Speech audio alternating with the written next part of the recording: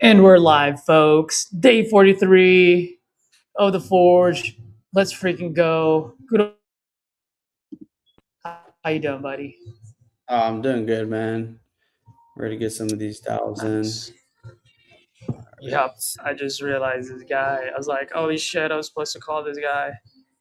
Dude, me too. Totally freaking forgot.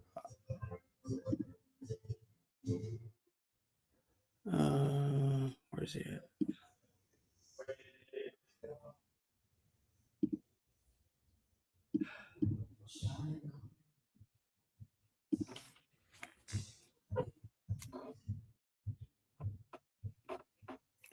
All right.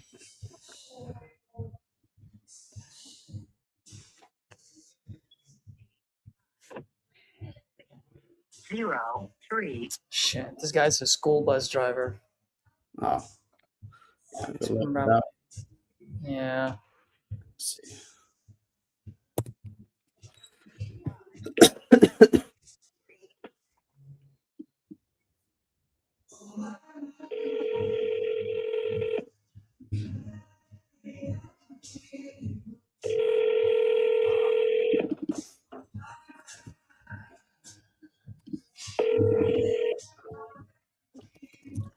Send this to a text.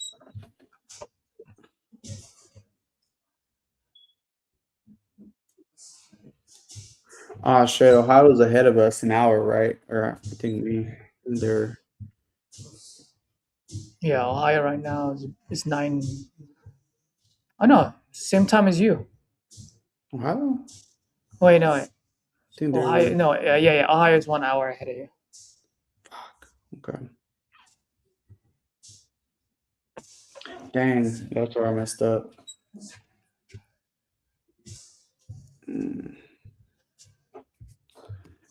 I was thinking they were an hour behind me, and I was like, okay, well, I'll call them at 10, so it'll be 9 over there. Yeah. That's what I figured. I was like, dude, like this guy probably thinks he's in California or something. Okay. Oh shit, we got people on here already. Juliana, when are you gonna hop on here? Oh yeah, Juliana, man, she's good. Let's go. Yeah, she is. Yeah. She's on TikTok now, dancing all the time. Just on TikTok dancing.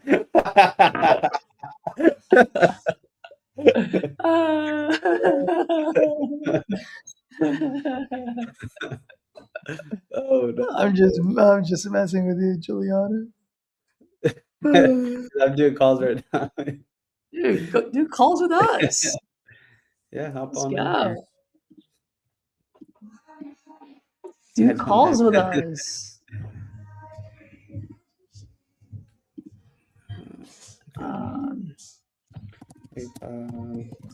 So does that mean you're gonna hop on since you don't care?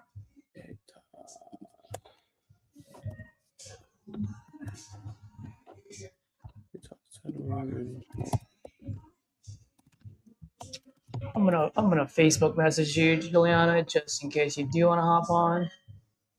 Oh, and the guys might co-stream with us too.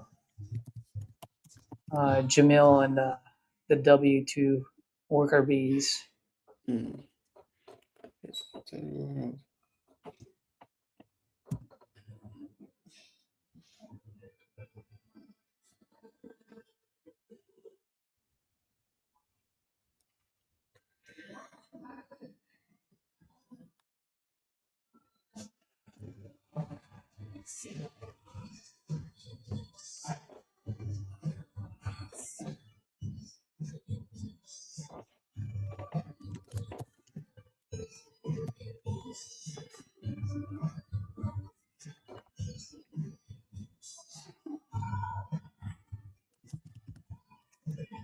Yeah, you will, Juliana. You'll get off for sure. Yeah, it's going.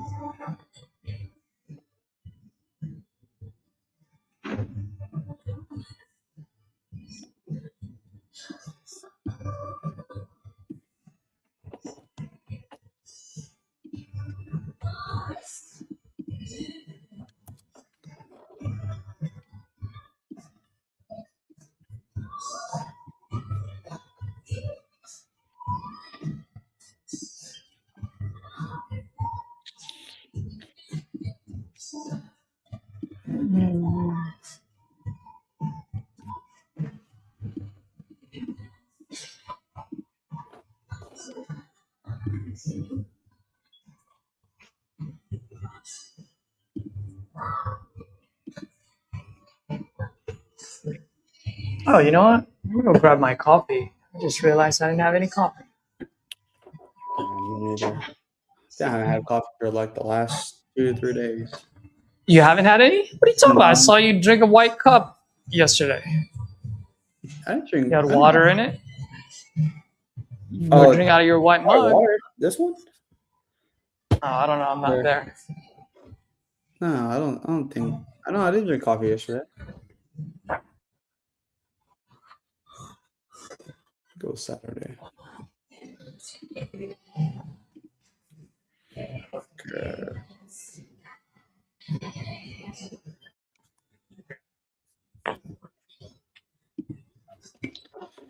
All right.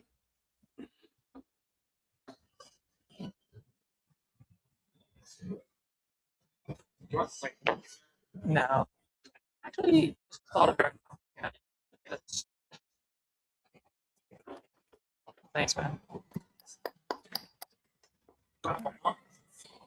Yeah.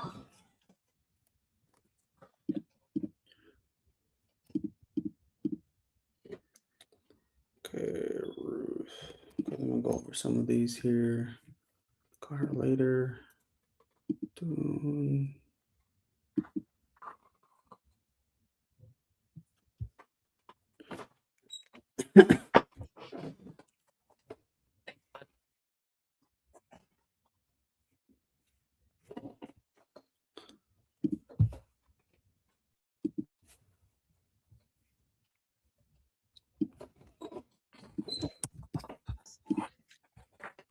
So good.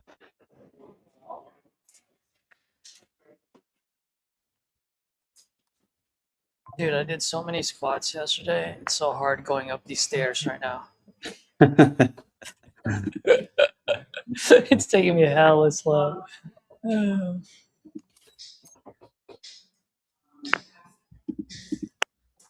Okay, Harold. All right, we'll call this dude. Hey, if this guy doesn't answer, you should call this guy. All right, yeah. So when I sent a contract out for the 5,000, he still hasn't. Oh, God. Oh, even my abs are sore, dude. How the heck did that happen? Your core, man. You're doing squats. Huh? But when you squat, it works your core too. Yeah, but I feel like I did a bunch of ab workouts. Hmm. No, I know why. I did a lot of froggers yesterday. Hmm. That definitely will do it.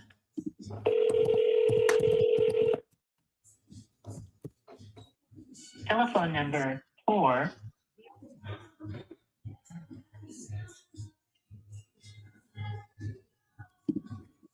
Okay.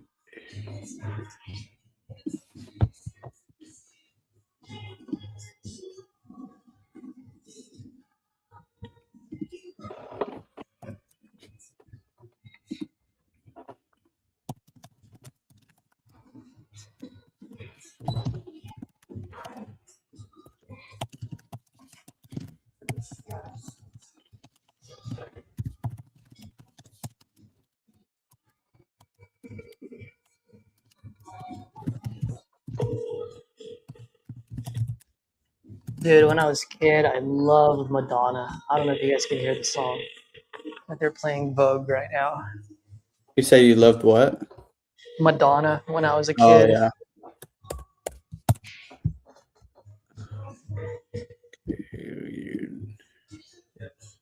Wait, what's that? That's intense. You should definitely do it one time. I know Ed has already. What are you talking about, Juliana? Oh, I'm still doing my hot mat Pilates. I have been able to get him on the. My bad, I didn't see that. Good to go. If okay, would like to come in as. Ed, you do hot mat Pilates? No, I was telling him I did it once with my wife, or I did it a couple times with my wife, and that shit was hard. but I haven't gone back since. So I was like, I didn't know Texan men do that. hey Maybe man, California and West or San Francisco. It was my wife. She made me do it. No, but that's tough. I do know. Yeah. Definitely done some Pilates. It is. I know it's difficult.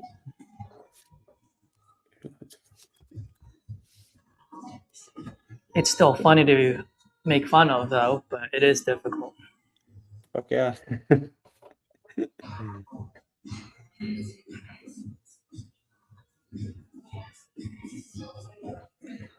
It's funny. The instructor will be like, "Don't hold it in. It's gonna come out one way or other."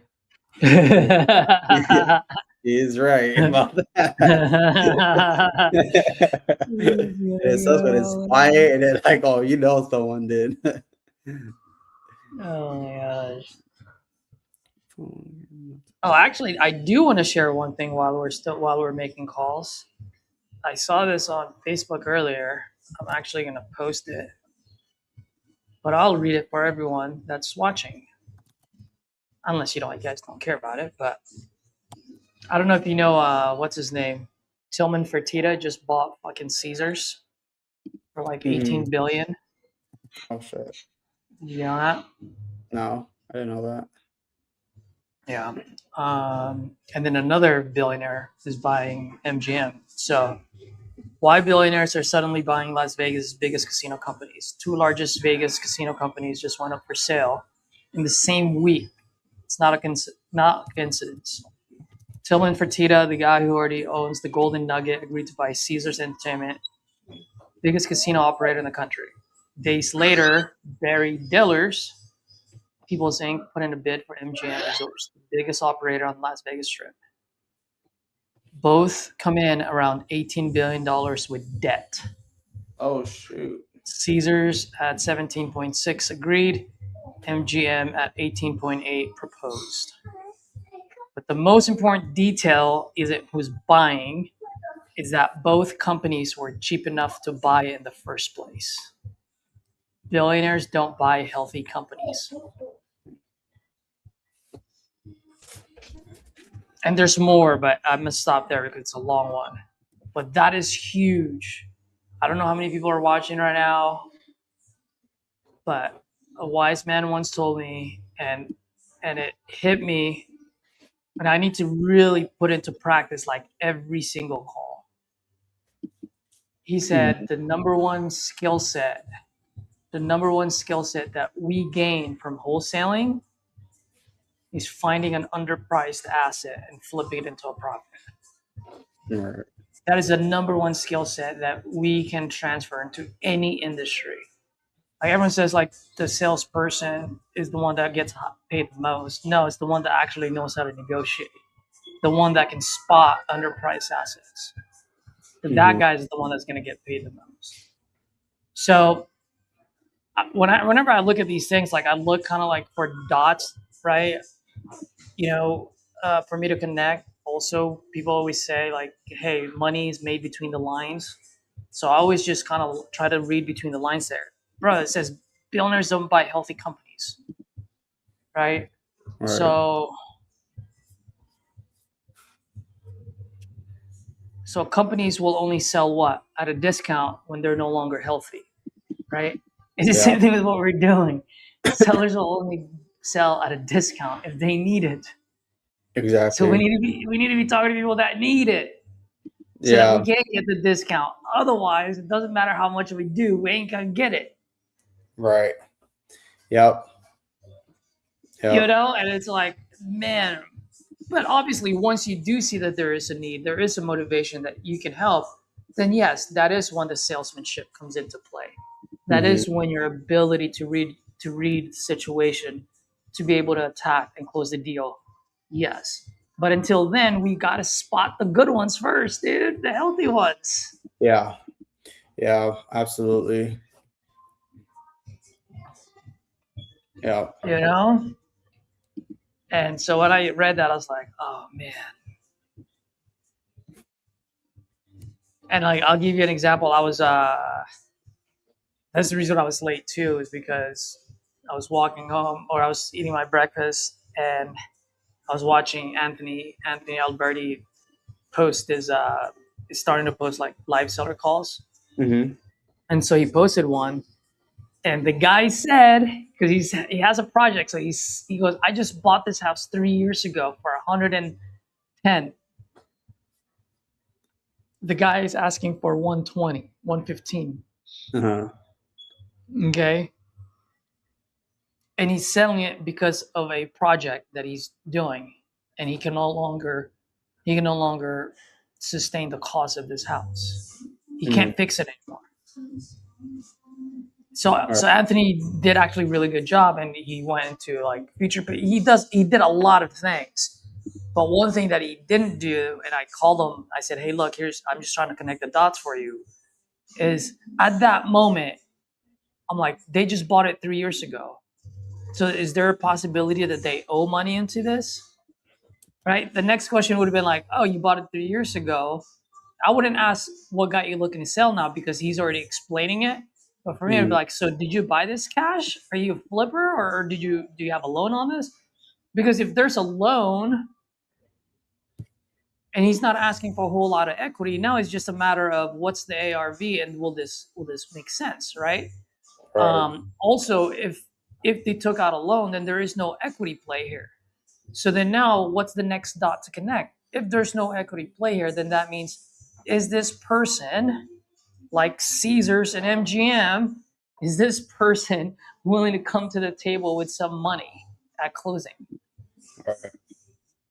to stop the bleeding? That's the only thing. And if the answer to that question is yes, how much can we make it happen?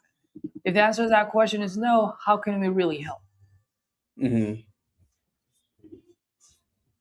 Yeah. Yeah, that makes sense. So it's like, It's right, because that's stuff that we even talk about, like even offline and like here too. So yeah.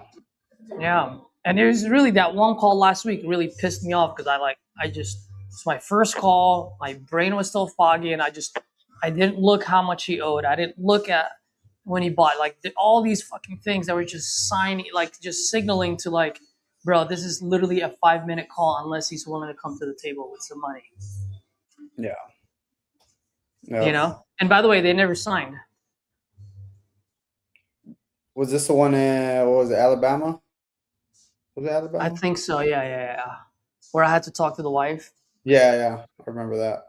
But yeah, I haven't chased him at all. I'll probably give him a call, just be like, yo, what's up? Right. I'm not chasing him. Like, this is one of those things where we're gonna have to get creative. You don't want to sign it? Fuck that, dude. It's less headache for me. Yeah. I'm done. Yeah. I want to be the guy that Tillman Fertitta is going to pay when they close that deal. No. I'm just saying, you know what I mean? Like, Yeah. and at some point, I want to be Fertitta. But we can't be doing that if we keep trying to figure all this shit out. It's like, dude, it's either a fucking deal or it's not. Right. 100%. So I'm definitely gonna post that later because I was like, man, that was good. All right, enough with me preaching. Time to make some calls.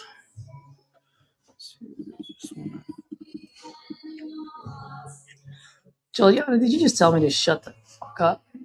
She said, right. Stop talking. Start calling.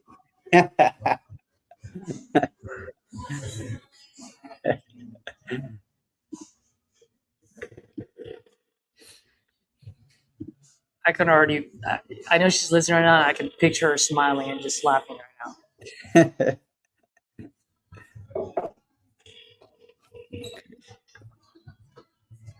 Oh.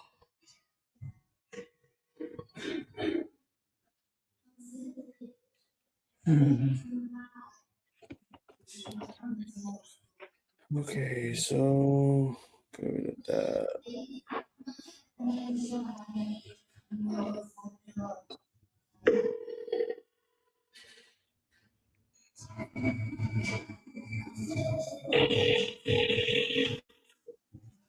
Dude, my hair is getting long. Yeah, dude, mine too. Yeah. Not as long as yours, but it's getting there. Getting there. I'm that close to just chopping it all off again.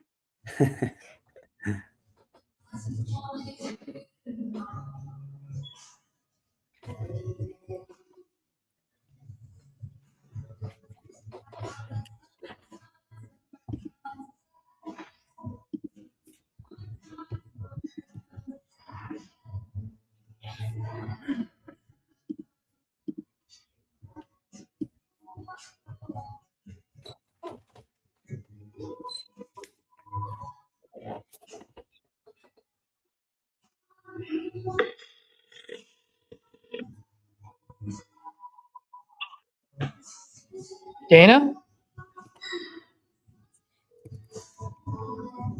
Hello?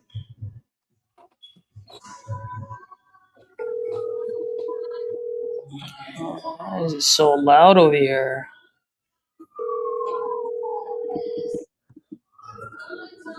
Your call has been forwarded to voicemail. Hey, Miss Wicked Dana? What's up? Hey, Dana, good morning. My name is Caesar, just calling about your property on Toledo on Felt Street. You folks still looking to Yeah. sell that property? Contract being sold. It's under contract again, you said, or? Yeah. Oh, congratulations, man. When are you guys closing? They didn't give me a close date. They didn't? Well, that's not No, good. No, it said something about 60 or 30, 60 days or something like that. Oh, man. 30, 60 days? Yeah. Like they called me on guard. Geez, are they wholesaling this? Are they doing novation? What are they doing? Do you know? Yeah. About what contact was All right. Well, just in case they don't follow through, man, I can be your backup buyer. I do quite a bit in Toledo. I do have local business, local partners out there as well. Either way, I'm going to be able to help you out as long as it makes sense, you know. that. Yeah. 18,000. 18,000 is what you sold it for. Hopefully, you got what you wanted. Is that what you wanted? I want more, but 18,000 is fine. That's Uh, fair. That's all it. Okay. All right. Well, I mean, I'd love to keep talking to you, but I also don't like stepping on anyone's toes because I can be on the other side at sometimes. You know what I mean? So I do want to be respectful. Um, I do want to swoop in and buy it though if they don't if they don't follow through. You know. So man, if you don't mind, do you mind if maybe I just send you a text once a week or every other week? I just want to stay top of mind for you, so that way in the small off chance these guys are a bunch of wahoos and they don't deliver, at least you know who to call. Okay. Yeah. They didn't give me a closing date. Nothing. So that they got check with the title company to see if it's title company has to do the work or something like that. They give me a date. Are there title issues or no? No, that's all. I'm paid for it stuff. Oh, okay. So Take them also, and I clean out all the garbage and everything on it too. Because I was just gonna plan on just giving it to my 18-year-old, and she's like, "Well, I don't want to live in Toledo." I'm like, "Boy, that's a lot freaking good." Do you know this is a free house, girl? yeah, I know. You can sit there until it gets fat and juicy, right, and then sell it. Yeah, man, oh man. Oh man. Well, put it this way. Look, there's nothing wrong with wholesaling. There's nothing wrong with doing innovation. Those are all exit strategies as an investor like myself will do. The only thing I always say is there's just a right way and wrong way of doing it. And so if they at least told you that they were going to do that and they need 30 to 60 days, then that's totally cool. Give them the time because, you know, hopefully they know what they're doing. But if they're posing as an end buyer, you don't need 30 to 60 days. I mean, that's the reason why I asked if there's anything wrong, like if there's going through probate or some other stuff. Oh, But did you say no or yes? very clear, dude. Oh yeah. So on that end, any end buyer, all they need really is anywhere from, I don't know, a couple of days to 14 days. Usually that's how long title takes. It may go up to 30 days just in case something comes up during title. Every county is a little bit slow or different, you know what I mean, as far as speed goes. But usually we close deals anywhere from 14, maybe at the most 30 days. And if, like I said, if these guys don't follow through, you can come back to me. I will always be fully transparent with folks that I work with. I'll let you know if I'm going to be the end buyer, and if I'm not, I will also let you know, and I'll explain to you exactly how I can help. And at the end of the day, if you want to work with me, great. Let's do it. And if not, that's totally cool. There's always houses to buy in Toledo. You know what I mean? Right. Got local guys too. He called me yesterday, like, asked about that. Like, I don't know, Black Lotus is the one that going through. He's like, well, why don't I just buy it off you right now? Like, I can't because it's under contract. Mm-hmm. And he's like, said no, he's local. He said something about that they should have gave me a closing date too. He's like, Yeah. they should have gave you a date. Exactly. And so that's why I always ask what's the closing date, for two reasons. One, so that way I don't bother you until around the closing date, and then two, I'm always a little bit worried when there is no closing date, because there should be, right? It'd be like, hey man, let's close this in 2 weeks. It's going to be, the 15th or sooner. You know what I mean? Like that's what I usually do on my contract. So in that way we have a deadline versus willy-nilly, 30, 60 days or whatnot. Yeah, the law. Like, it took me 6 months to get you think about the house too, and it was family. And what? And it was family. They stopped paying any kind of bills. They wasn't helping out with any bills at this place for since December. Oh man. Yeah, 2 weeks ago. Is that the reason why you're selling it? Yeah, because when my daughter said that she didn't want to stay in Toledo, I'm like, I'm not doing that shit no more. Yeah. Where are you located? Toledo, but she didn't want to move to Toledo. Mm. She's just like across the border. It's within an hour from all her friends. I was like, man. Yeah. And then you said you had tenants in here. How long did they leave, or how long has it been vacant for? It's been vacant about 2 weeks now, and I've been cleaning it out. I had to clean up the yard. I had to take a bunch of crap to the dump. So I was just gonna get ready for my daughter. Yeah. I stripped all the garbage out. They left so much crap there. Threw grass seed in the backyard. That's already starting to grow up. Like, well, this kind of sucks. They should have want to take it. Mm-hmm. Like, what are some of the things that I need to fix in there, or whoever buys this? What are some of the things they need to fix in there? The windows is old. The old wooden ones. The two front, the doors. There's only 5 windows total in the whole house. It's small, under 800 square feet. The flooring and paint. But I stripped everything out. I threw the carpet away. I started scraping everything up, just getting ready for my daughter. Like, she decided not to. Mm-hmm. So it's livable as is. Just come in, just put a little paint on there. Really? All utilities on it, everything still. Does it have a basement? No, crawl space. Crawl space, so no basement, huh? The roof has been replaced in the last 6 years. The boiler, the furnace, has been replaced in the last 6 years. The hot water tank's been replaced in the last 6 years. Wow, that's pretty good. Right. The Yeah. house is just sitting. Ooh. How much can you rent this place out for? Well, to rent it out, I think you had to get it up to code. You had to put a window in the bathroom, and there's no window in there. Uh-huh. And then you got to do lead testing and all that because it's built 1800. Because Lucas County requires you to have a lead test done. Uh-huh. And that's about it. I don't want to rent it out. I don't want to do that. Yeah. No, I was just asking how much, just in case I do buy this. How much can I rent it out for? I would just rent it out for $650. How much? That was just fees. $650 a month, but that was because it was my girlfriend's mom and her boyfriend.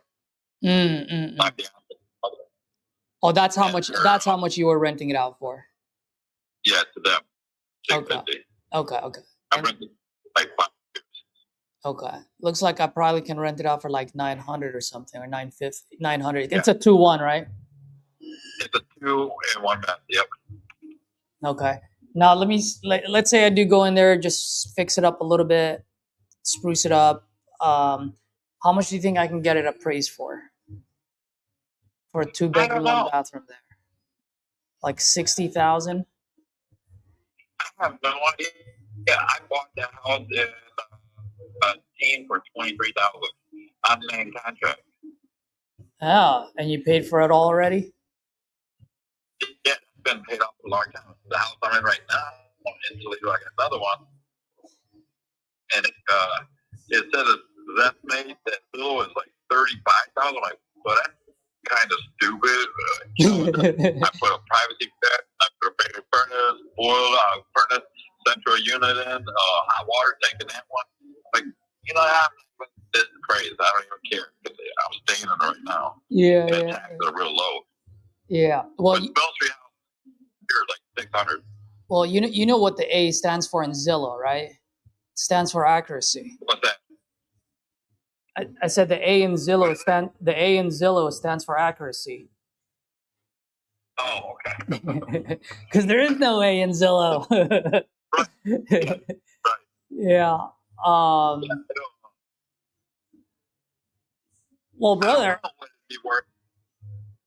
I'm sorry. Go ahead. The house, I don't know what the market value would be over there. Because East Toledo, everything jumped up double price now. So it's like, before you used to roll through and get a house for like $20,000 livable, but now it's just like, ever since that COVID hit and the market went up, you can't do that anymore. Yeah. Well, I'm looking at the properties in your neighborhood. It's like just your house is 1887. Everything else is like 1950s, and those are selling anywhere from 80,000 to like 120.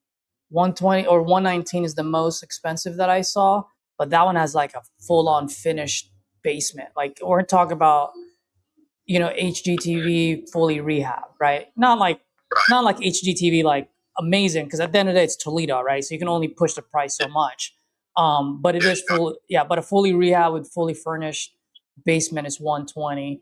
I mean, on that side of Toledo, usually ARV is about 60, maybe 80,000 tops. You know what I mean? Especially for a 2-1, less than 900 square foot house. Yeah. I mean, let me ask you this, man. Do you want to wait around for 60 days for these guys to like follow through or not follow through? Or do you want to work with someone that can close on this in the next 14 days? I did not want to wait 60 days. I did not have no idea. I put it in my one daughter's name. And Charlene Montgomery's name. So she's just like the one signing up title company for it. That's all she's doing. She's like, yeah, I know her, and she just signed it up. Because I switched to her name years ago, but the house was too small for her and her kids. So I was like, fuck. But I ended up just renting that to my fiance's mom and her boyfriend. And I just left school. Just been working at that. Now it's just like, well, I gotta get rid of it. I can't do this anymore. Well, brother, I'm more than happy to take this out. Well, let me ask you this, man. Do you need the money? Not today. Nah. The reason why I'm asking is this, just for full transparency, because that's how I am. I always tell folks I'm no baker. I don't like to sugarcoat things. There's two ways of going about it, right? I can straight up pay cash, call it a day, right? We open title. Once title is clear, I wire the money. We sign. You walk away. I walk away. We're good to go. I typically like to do that just because it's cleaner. It's done. You sound like a cool dude, but a quick 14 days would be enough for me. Yeah. That being said, with me, I probably still need to do something on the house, do a little bit of repairs here and there. Sounds like a lot of the big 6-ticket items he already took care of, so that's a plus. But if I were to buy this and keep it as a rental, I really do want to want to be able to charge someone that $950 a month. You know what I mean? Yeah. So the reason I was asking you is if you don't need the money, I mean, heck, man, what if you sell it to me on a seller finance and I pay you a monthly income on this? I don't know. I just don't want to be on the hook for nothing no more. I just want to be. I think I just want to like just wash my hands with that and not do it. And when it comes to your kids, I help all your houses. Like fuck. Yeah. It's like, I don't know. I mean, I can go both ways. Like I'm just saying, like I like the only reason I like the seller finance in this one is because right now, just based on square footage, I'm probably still gonna put in anywhere from, and once again, I haven't seen the picture, so I don't know. So don't quote me on these numbers, right? But just straight square footage, I'm probably gonna put in anywhere between $5,000 to maybe $20,000 tops to get it rent ready, where I can rent it out for $950 a month. Okay. I'm sorry. Give me the siding and the windows and the front doors all quoted out for $25,000. I was like, and then I was like, looks completely brand new. Did you do that, or you said you got it quoted? No, I got quoted. Okay. I was gonna just have it done for my daughter. Oh, I okay. went and got it. I cleaned it all up. There's nothing in it. Yeah. So then I was kind of right? It's going to be like in the 20s is what I'm going to need to do in there. Yeah, you put all new siding and stuff. You all new siding, all windows brand new, and entry doors, the 2 doors. Okay. Yeah. I mean, on that end, man, like if I were to do this on cash, I would probably be a little bit under that 18. And that's probably why those people wanted 60 days, because they're going to have to find an end buyer that will buy it at 25. But at 18 as an end buyer, and then I still got to put in the, like you said, $25,000 of repairs. By the time I go to the bank to get, to get it appraised, because here's the deal: when I buy rentals, I just want to make sure 2 things happen. One, in Toledo, especially on the east side, like I always want to make sure that I have 2%, meaning my rent, let's say $900 divided by my all-in number. Okay, so that's pretty simple. And then the other thing is that I just want to make sure that I have over 20% in equity, just so in that way I can pull my money out. Does that make sense? I'm sure you've done this where you've done some type of BRRRR. Dana, you there? Uh-oh. Dana, can you hear me? Yeah, I hear you. Okay. What was the last thing you heard me say? I lost you there for a second. Last guy that offered me under 18,000, I would rather just keep it for storage. Yeah. Yeah, I would rather just have a second house just to store shit in. Well, that's what I'm saying. I don't mind paying the 18. And by the way, like I said, I haven't seen the pictures, right? So I'm just making estimations. Once I see the pictures, walk it. I mean, that 18 is not. Put it this way: it's not like you're asking too much. Like that's within that, with what I call web, where end buyers buy, right? Like within that target. So can I swing the 18 for cash? Yes. It's just if I walk in there and there's a lot more repairs that I need to do, I'm going, 18,000, and then I can just pay you a monthly payment. You still don't have to worry about tenants and toilets. I will, and I'm the one that's gonna fix it. And God forbid I get abducted by the aliens. I mean, you get the house back, and this time it's fully fixed. But I can go either way, man. If you want to do cash, I can do a straight up cash deal. I don't need 60 days. I move very, very quick. I typically close in 14 days. Now, depending on title, it may be like between 14 to 30 days. But if they can move quick on this, I can close as soon as title clears. In Toledo, I've closed as soon as 7 days before. Huh. Yeah. All right, well, you gotta hit me back up like the middle of next week, so I can just tell them yes or no. Yeah. Just figure them out. I mean, like I said, man, there's nothing wrong with wholesaling a wholesale too. And if I were to wholesale this one, I will always let you know before we get under any contract, just so that you're fully aware. That's just how I work, and if they're transparent with you, and they can, and they're confident that they can move it for you, then stay with them. But if they're lying and they're not telling you, then maybe you'll value my transparency to get this thing moved. Cool. All right, man. I don't want to take too much more of your time. I will definitely reach back out to you next week. And Dana, if you don't mind, I'll send you a small video. I actually have a YouTube channel, and I was able to help out this fellow investor in New York. He had a triplex in the middle of a golf course, and he couldn't move it for 2.5 years. He tried 4 realtors. Apparently, those 4 realtors were very good at dancing on TikTok, but they couldn't sell the house. And I was able to move it in 7 days for him. So I'll send it over to you, so at least you have a face of the name, and you know that you're not dealing with someone that just graduated from YouTube University. All right, brother. Cool, man. Thank you. Bye. I only said that because I know Juliana is still on here. Well, I don't know if she's still on, but if she is,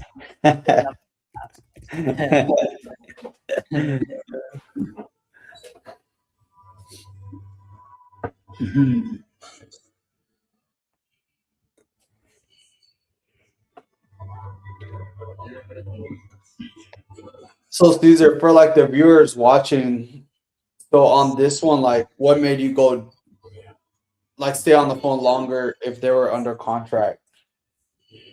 because 60 days. Yep. That was it. Yeah. Who's gonna write up a contract for 60 days at $18,000? Yeah. Oh man. Yeah. Now, if that was like a 30-day close, I would have never. I would have been like, all right, cool, man, good luck. Like, come talk to me. But 60, you already know 60 days. You know what they're doing. Yeah. There's not even a question about it. Yeah. None whatsoever. Innovation or some shit. Yeah. And so, but see, that's why I asked, hey, are they doing this and that? Because if he said yes, then I would have backed off right away. Like, okay, cool. Like, you know what you signed up for. They're doing it. You're good to go. Cool. Right. Because he also said in the beginning he didn't know, right, when you asked him when they were, and so that's why I was part where I just wanted to point it out just in case someone was looking at it. I was like, well, why did he stay on the phone if they were under contract? And yeah, so I mean I know why you did that, but yeah, once I heard that's a great question. Maybe 60 days, I'm like, okay, that's I think that's maybe an angle I would have took. Maybe plant some like a seed of doubt and then try to see what information I could get and see if I can make something happen. So. Exactly. You're dead on that one. No. These guys novating it at 18. That's funny. I screwed up on the presenting the seller finance deal on him. It was too early. I should have kept that in my back pocket for later. Yeah, because he came back. He's like, man, well, at that point, I'll just keep it as a storage unit. And then that's, I think you should have brought it back up again. Well, yeah, I mean, you could do that, right? I mean, would you rather do that and also get monthly payments at the same time or something like that? But yeah.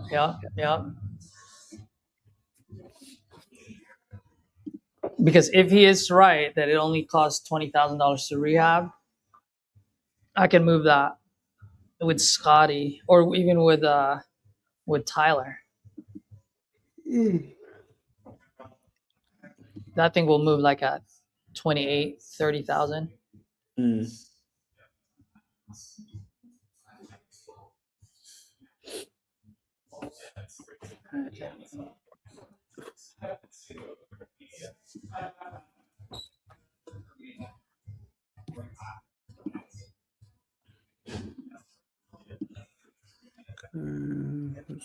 Folks, it is also Ohio, so it's one of those where you do need to have that disclosure as well. But did you guys see how I was able to just say, hey, look, if I'm going to wholesale this, I'll let you know. Like, I'm already planting the seed, right? Like, I can switch to that a week from now. A week from now, I'll be like, bro, I had my 18 last week. But I already bought one in Alabama for 18. So this time I can only help you by wholesaling it. Mm-hmm. You know? Yeah. And then there's going to be the disclosure. He understands. We'll move quick on it. Game over. Yeah.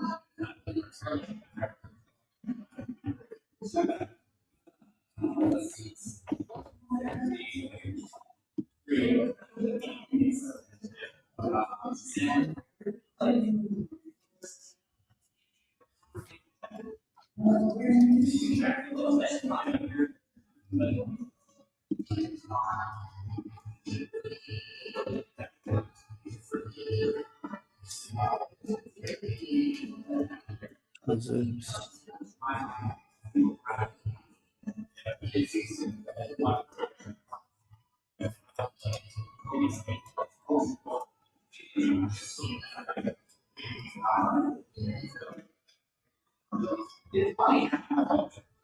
How do you spell chili-cotti?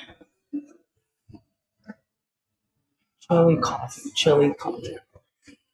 Chili coffee. Oh, he knows he knows I know Ohio if I say chili coffee. Yeah, that's what you telling me yesterday. Yeah, he knows what's up.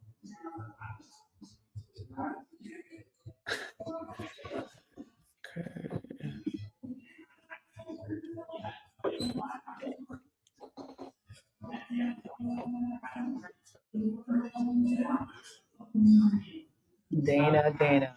I'm gonna call that guy on Saturday, dude. Not next Dana. week. Huh? Dana, which one's this guy? No, the guy that I just talked to. Oh, I'm just saying, instead of calling him next week, I'm just gonna call him this Saturday. yeah.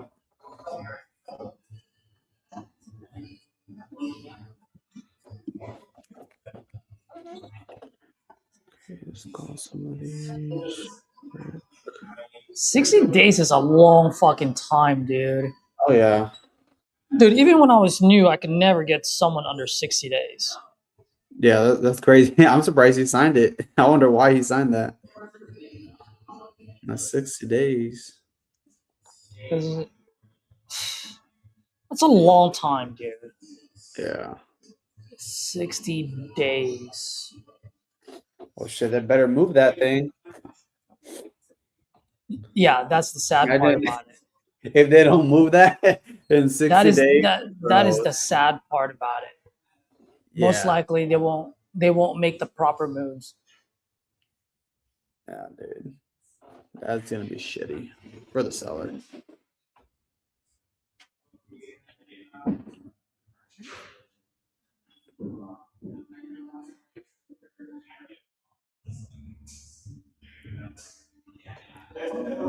Who's this guy I was supposed to call?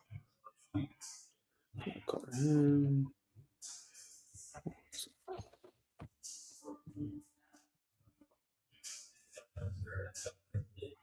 Why do I need to touch base next Tuesday? Potentially no deal here. It all depend on the reverse mortgage.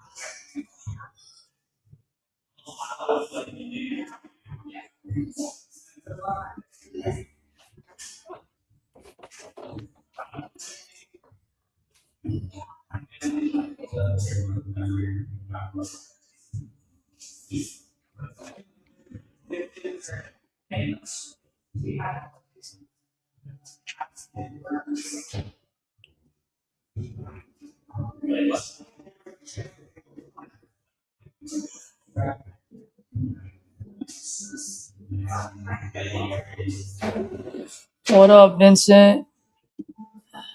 I got Vince. We got Mahmood.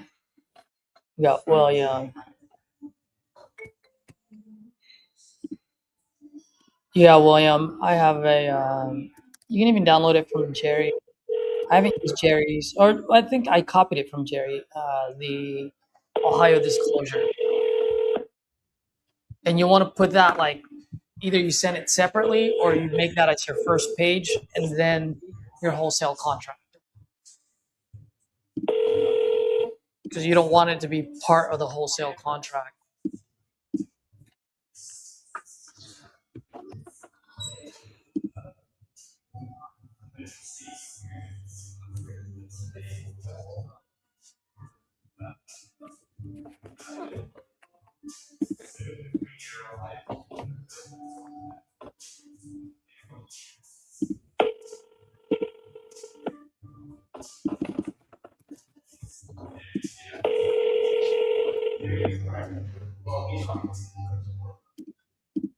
All right. I'm gonna mute myself real fast, Edward, and I'm gonna mute the screen. You can keep talking, but I need to listen to this call. 'Cause I'm supposed to call this guy right now, and I cannot remember my conversation with this guy to save my life. All right. So you're on. All right, no worries. Connie, I'm getting.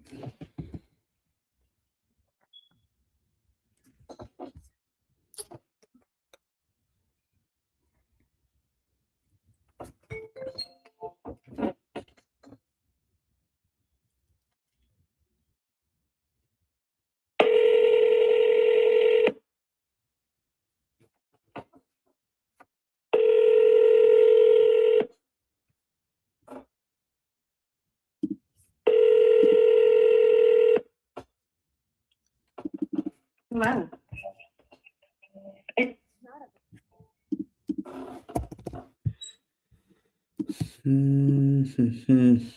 Mario.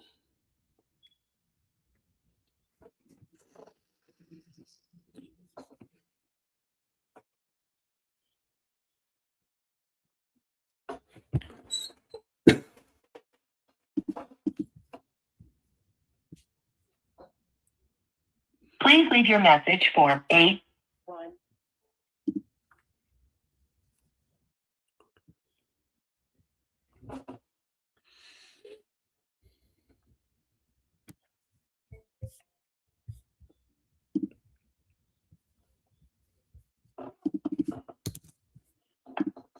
Hello. I'm sorry I'm not available to personally take your call, but if at the sound of the beep,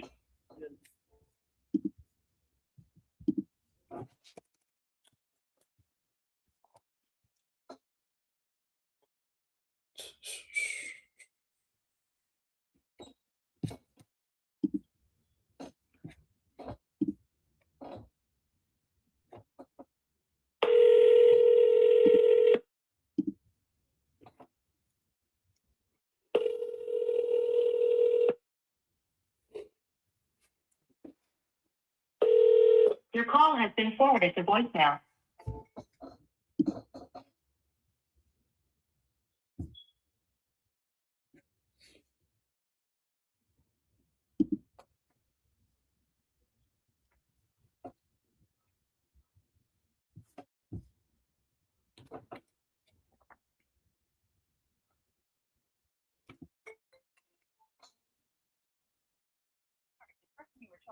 Reach has a voicemail box.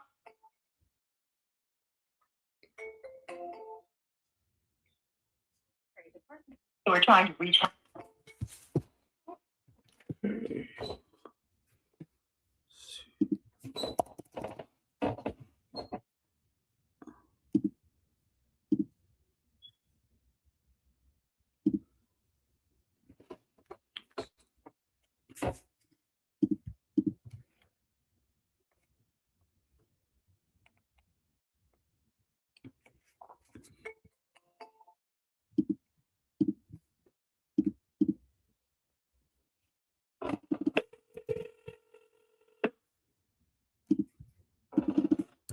I'm sorry, you can't leave a message because the person you called has a voicemail.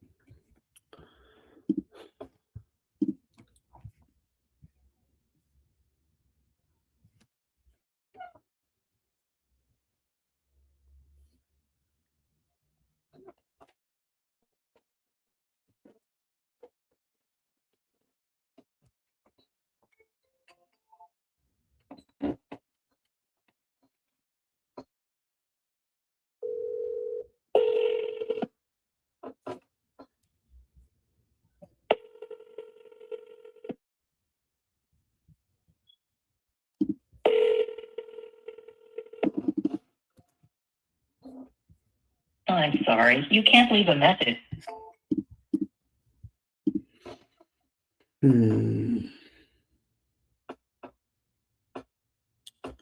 He's picking up. This is Barbara. The person you're trying to reach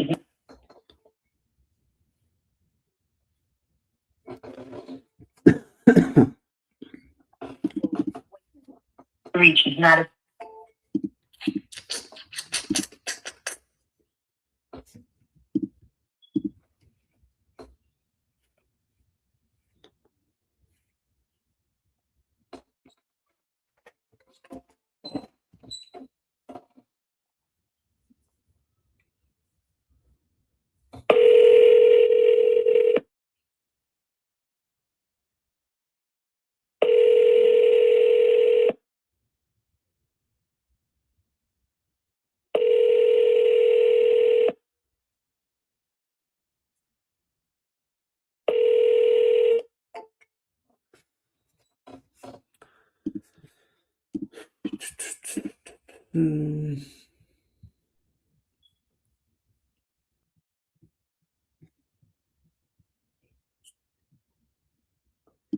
Let's see. Fred.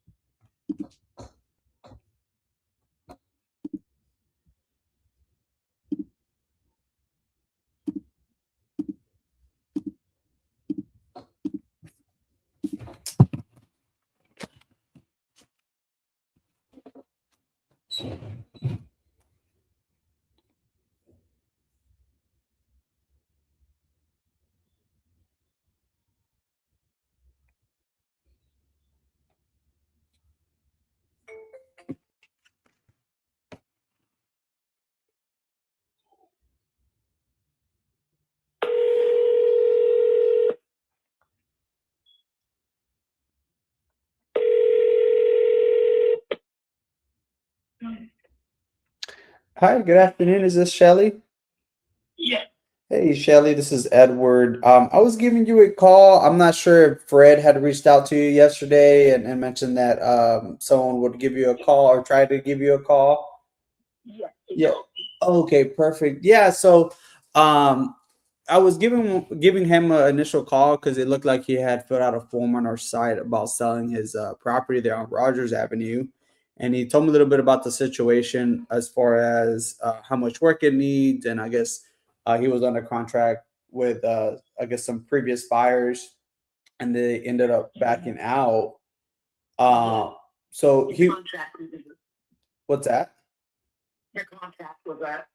Right. And yeah, that's what he was telling me. He said that there is some liens on it, but he's not sure like the exact amount of it. It's Um almost 30,000. In the last 6 months, ever since the city found out we're wanting to sell this house, they are adding on things. They send the city, like a homeless person will leave their crap outside the house, yeah. and then they'll send the city to come and take care of it, and then they'll add another $8,000 to the lien on the house. It's Oh ridiculous what geez. they're doing. Yeah. It's ridiculous. In 6 months, they've added 10 grand onto that lien. Yeah, that's I not know what they're doing. The city just wants the house, you see. I yeah. know what they're doing here. Yeah. They're crook. Because it sounds like based on what you told me, it's only been vacant for about a year, right? Right. Other than that, it's been And maintained. and ever since we started trying to sell the house, the city has done so much to make it hard to do that. Because, like I said, uh, homeless people leave trash or, leave their belongings in trash bags, and then they send somebody over there to get it, and then they add thousands of dollars to your lien on your house. Right. Yeah. So that's what's going on here. So I just need to get the house sold. Right. Yeah, that's what I was telling him. I was like, well, we could come in because he was like, well, at least if I could walk away with something, if someone could take care of the liens and all that. Because I mean, I understand. I mean, he also understands that the property needs a lot of work as well. And he was like, well, if I could just get, yeah, and he was like, well, if I could just get from underneath all that, and I mean, at least walk away with 1,000. He's like, man, I just want to get done. So what I told him is like, well, if I could get you, if I go in and just go ahead and just deal with that, and then cash to you, I put 1,000 at least because I understand we would have to take on the work of like obviously the condition of the house and kind of figuring this things out with the liens. So I asked him like, hey, would that help? People, they're going to say almost $30,000. Now, 6 months ago, it was like 20,000, and now it's 30 almost. Yeah, yeah. Because that's something I do is that keep going higher and higher, and it just becomes to the point where at that point It's ridiculous. yeah, yeah. So yeah, he just wanted me to at least just give you a call, and that way I could also CC you to the agreement too before I sent it out to him. So I was like, yeah, let me give her a call, and that way I could at least get her. Huh? How long would the contract be? I would be about, let's see, because you said some liens there. I would just put 45 days or sooner, just in case we need a little bit of buffer room there, just because of the Okay, that liens. sounds good. And how much are you guys offering? So we're offering to him, subject to the existing liens, and then Right. depending on what that is, and then he nets the $1,000. Okay, well, just be prepared for 30,000. Okay. It's 29 something, so say 30. Right. Be prepared. Okay. Yeah, because I'll put on there 1,000 cash to the seller subject to existing liens, and then once we open title, well, then we would unravel that Okay. and figure all that stuff out. But like I said, I just wanted to give you a call too. He wanted me to just reach out and just let you know, or kind of just bring you in the loop there. Okay. So yeah, I just wanted to give you a call there. What would be a good email? That way I could add you on the agreement as well.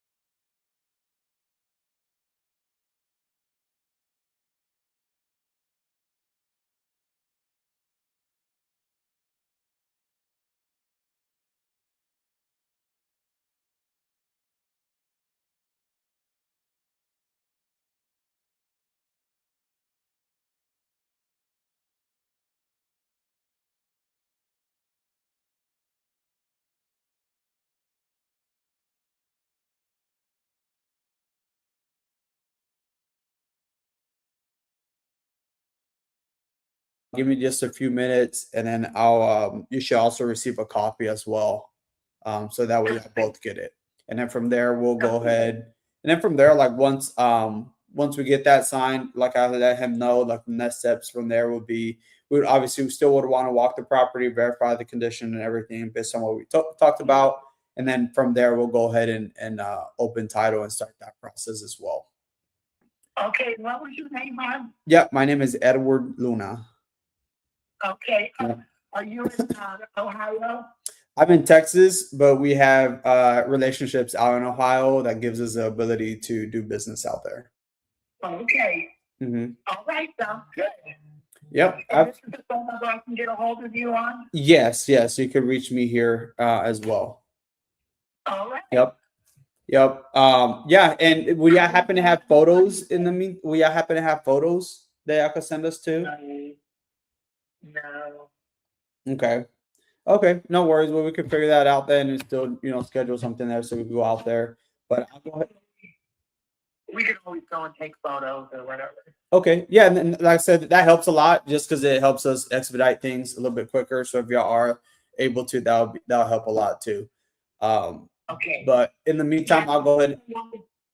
I'm sorry. I just don't want the contract to be longer than 45 days. Yeah. So it'll be 45 days or sooner than that. Right. And if anything comes up, by the way, if anything comes up, well, we will keep you updated and let you know. We don't want to be like waiting last minute. Like sounds like y'all went through that already. So definitely want to be. I want you guys to be prepared of how much space is owed and all that, so you know. Right. But yeah, that's fine. I'll go ahead and send that over now, and you should receive a copy of that here shortly. Okay, and I'll have him sign it. Okay, perfect. Thank you, Shelly. Okay. Bye. But All right.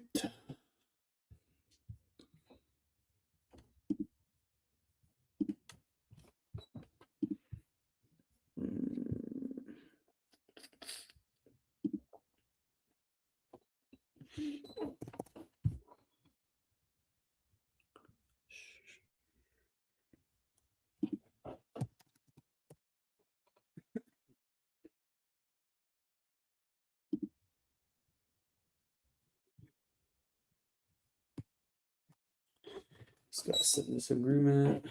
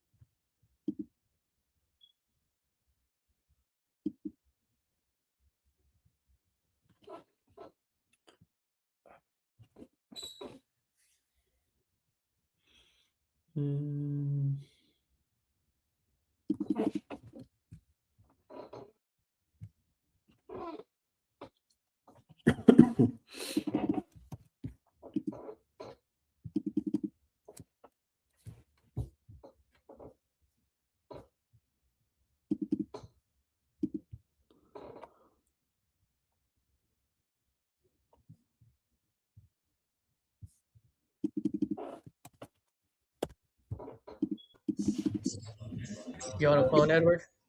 I just got off. Cool. Man, it took me a while to listen to that call. Shit. I could not remember that guy to save my life, dude. And then now I just remembered.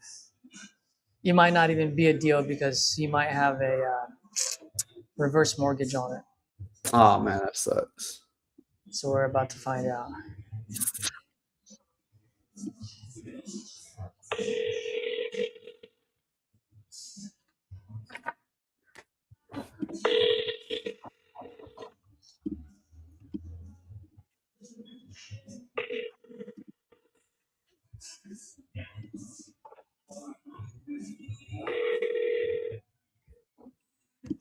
Come on, Ron, pick up the phone. You mother.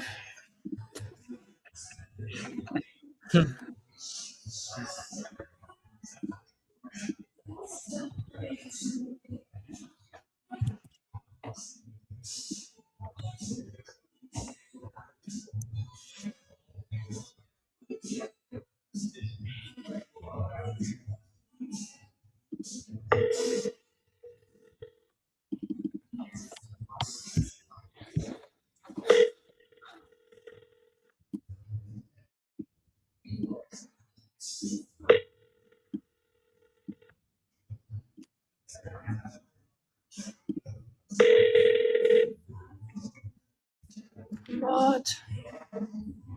Mm,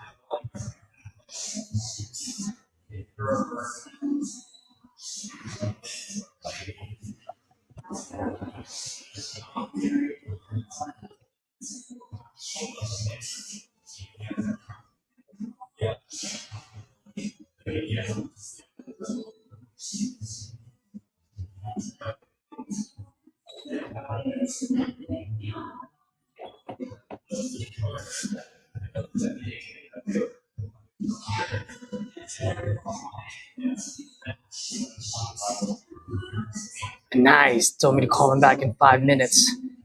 All right, all right, all right. dude, why is this not letting me do this? Well, folks, that gives me enough time to go downstairs and take a little bit of a biological break.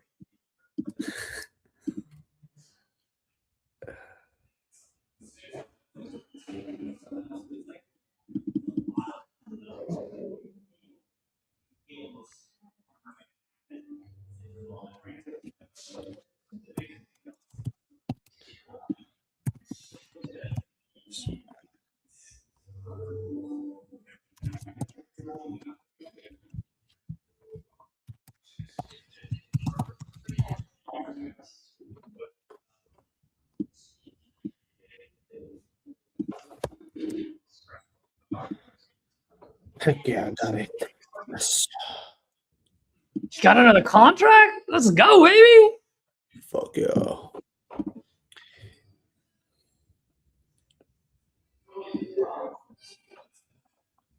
Dude, you know what I'm planning on doing, or what I'd like to do Uh-huh. is, assuming I go to Element 22, which is a high chance that I will, thinking of maybe getting an Airbnb there for like a week, for like 2 weeks, pretty much. Oh shit. Okay. That would be sick, dude. I just want to be able to do so the reason being is, if we can get it going where we can go there and let's just work, do our thing. So let's say it always starts on a Monday, right? I think that's what Yeah. happened. Yeah, it started on Monday. So Yeah. let's say let's all arrive there Wednesday night prior, previous week, or Mhm. even Thursday. So in that way you can go Friday, Saturday, maybe even Sunday working, just getting that camaraderie where you're calling, everyone's on the phone in the house, just making deals, da da da. We get to learn each other, process what's going well, what's not going well, boom, boom, boom, boom, Yeah. and then we do the Element 22, and that usually ends what, Wednesday, because that's when the golf thing is. And then, Mhm. bro, like, what if we check out that Saturday or check out that Sunday? So that gives us, well, if you're going to do the golf, so you're out Wednesday, but if you're not, that will give you Wednesday, Thursday, Friday of making phone calls and implementing what you learned during Element 22. Yeah. Because then in that way, because whenever you go to these events, like, heck yeah, dude, rah, rah, hurrah, everyone's inspiration is just high, and then it just goes down within 30 to 60 days. But Yeah. if you have immediate action on implementing what you learned, then that high will will stretch out a little bit Yeah. longer. Yeah, absolutely. You know what I mean? Yep. So now I know people like yourself, you have family, so I don't know if you're gonna be gone for a whole week, but but that would be pretty freaking cool just Yeah. to be Yeah. able That to would do that. be. Dude, it was kind of like when was it last year in San Antonio when y'all came over, y'all got the Airbnb and we just started calling. I think it was the day Yeah, prior. yeah, it was Dude, just one day. and we got that momentum already going into the event and then even out, like even after the event, too. So that was cool. Exactly, dude. That's what I'm talking about. Yep. Looks like you just sent out a contract, eh? Yeah, this is the Ohio one. I had to speak to the lady friend. Yeah, we're all good. Nice. Oh yeah, I gotta use the restroom. I'll be back. Forgot.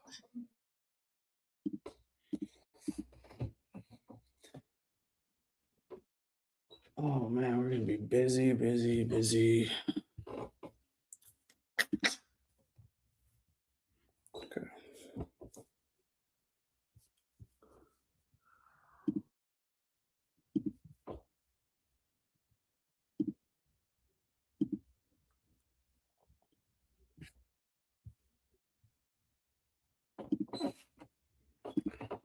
Okay.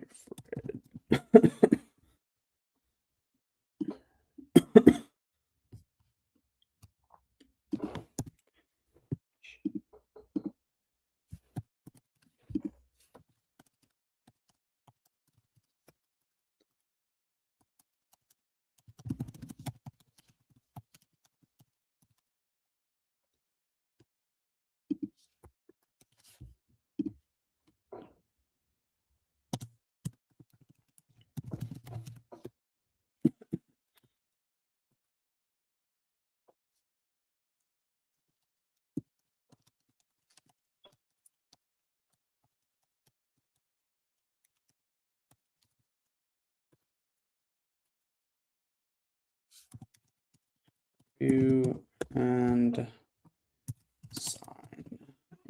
Spoke Shelley and send the contract to both of you to review. Sign. All right, let's go. Now we just got to get pictures.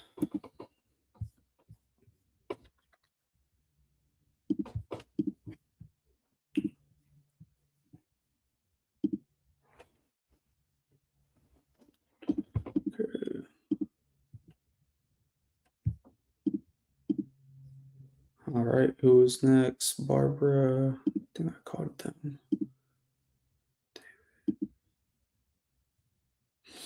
All right, Ricky.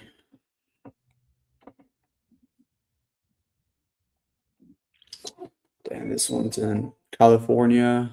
It's like 650, 7 or 750, 760 range.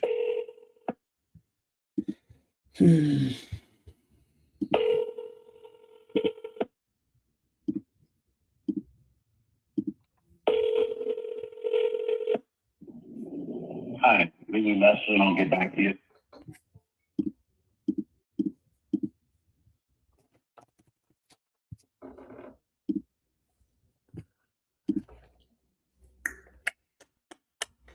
Ronnie, who's this guy?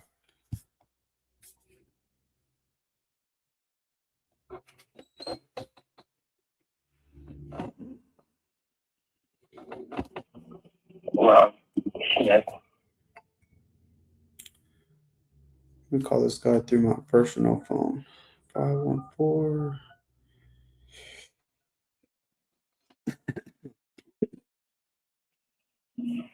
Well,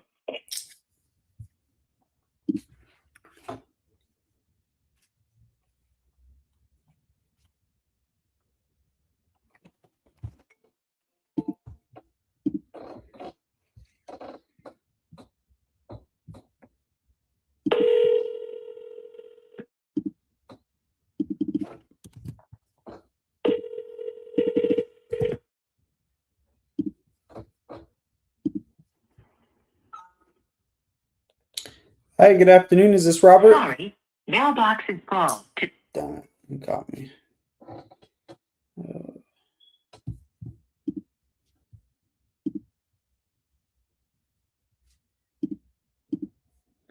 I'm open to discussion, she said.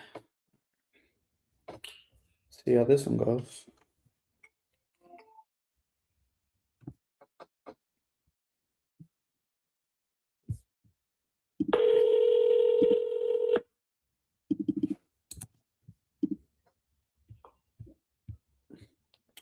Hi, good afternoon. Hi, good afternoon. Is this Dee? I'm sorry, who's this? Yes, this is Edward. I was calling because it looks like someone had filled out our form a while back about selling a property, and the property there on Smurl Drive, and the name that came Okay. across was D. Waller. Okay, can I call you back? This isn't a good time for me. Okay, yeah, no worries. Feel free to give me a call whenever you're available. Thank you.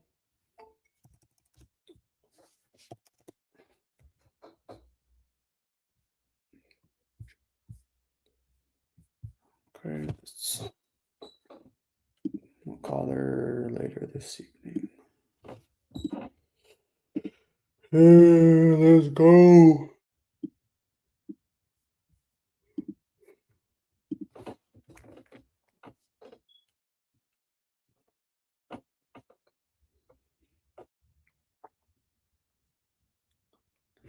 This lady texted, "Why are you texting me?"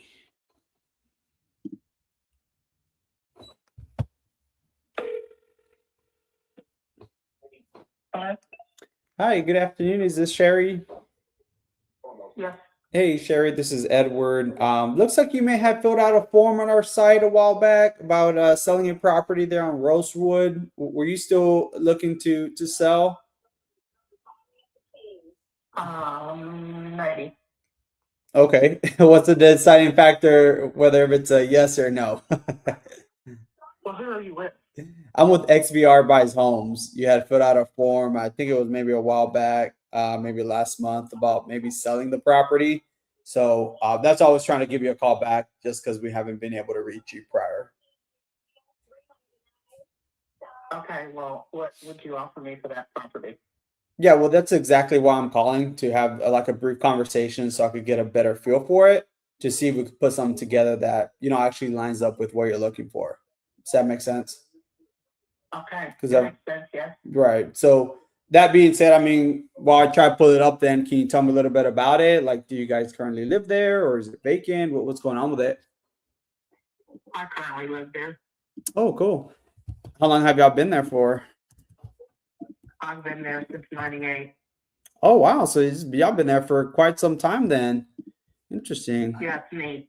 Oh. Me only. Oh, you only? Okay. Yeah. Okay. And if you don't mind me asking, what sort of like led you to like consider selling now? I'm moving. Oh, cool. Where you headed to next, if you don't mind me asking? College Station.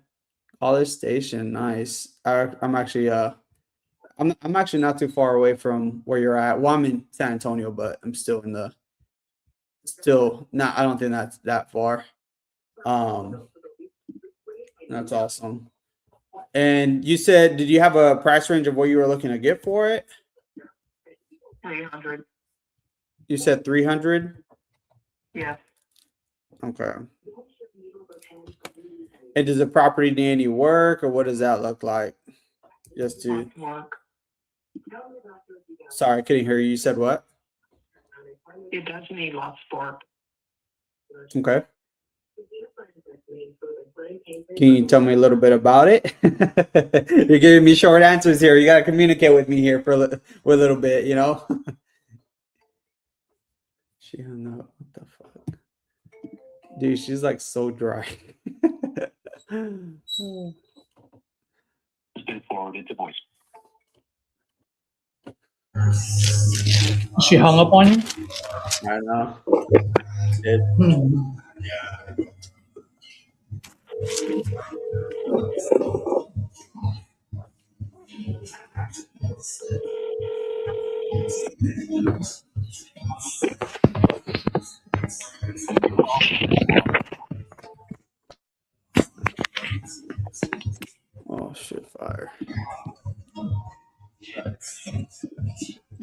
There's no way she could be more dry than the lady you talked to yesterday.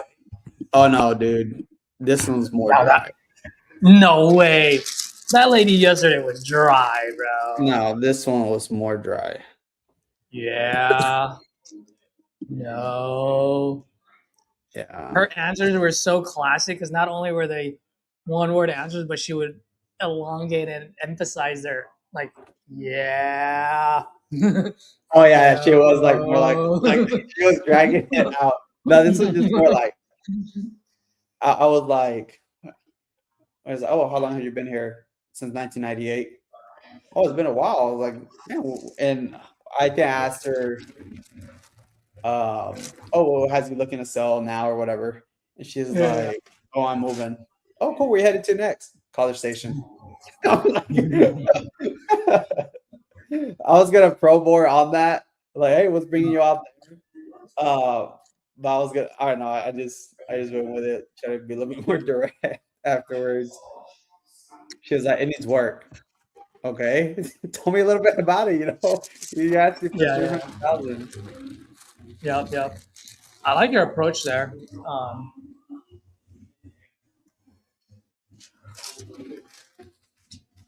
The only other approach that I might have taken, Uh-huh. but 9 out of 10, I would have done exactly the same thing. Man, like, even a little bit better than just one word. Yeah, But the only other thing is to point out the big elephant in the room, which is what which is that she already she's talked to. No, she already talked to a bunch of other people. Oh, okay. Yeah. I was like, ma'am, you know what I mean? Like, I would have done exactly what you did because you're like playful about it.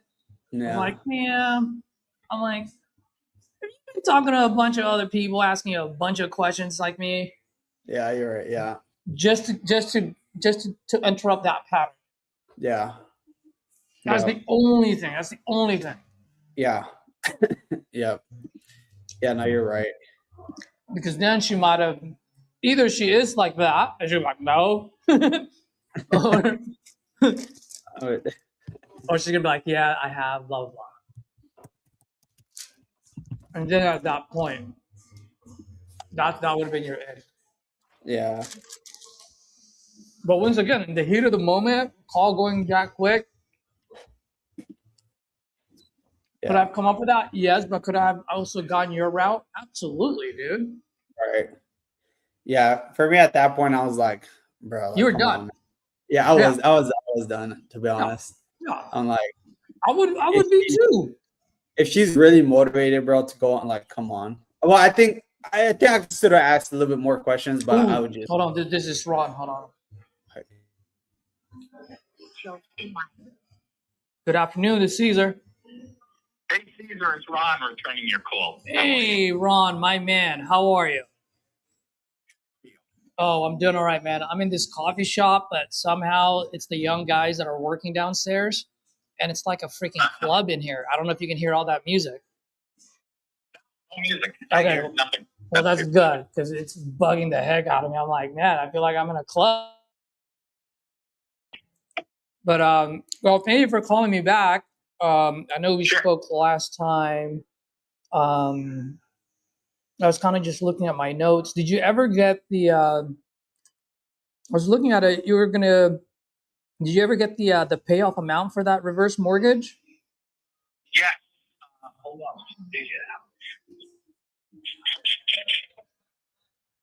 The payoff amount is. Where is it? Hold on. Let me find it.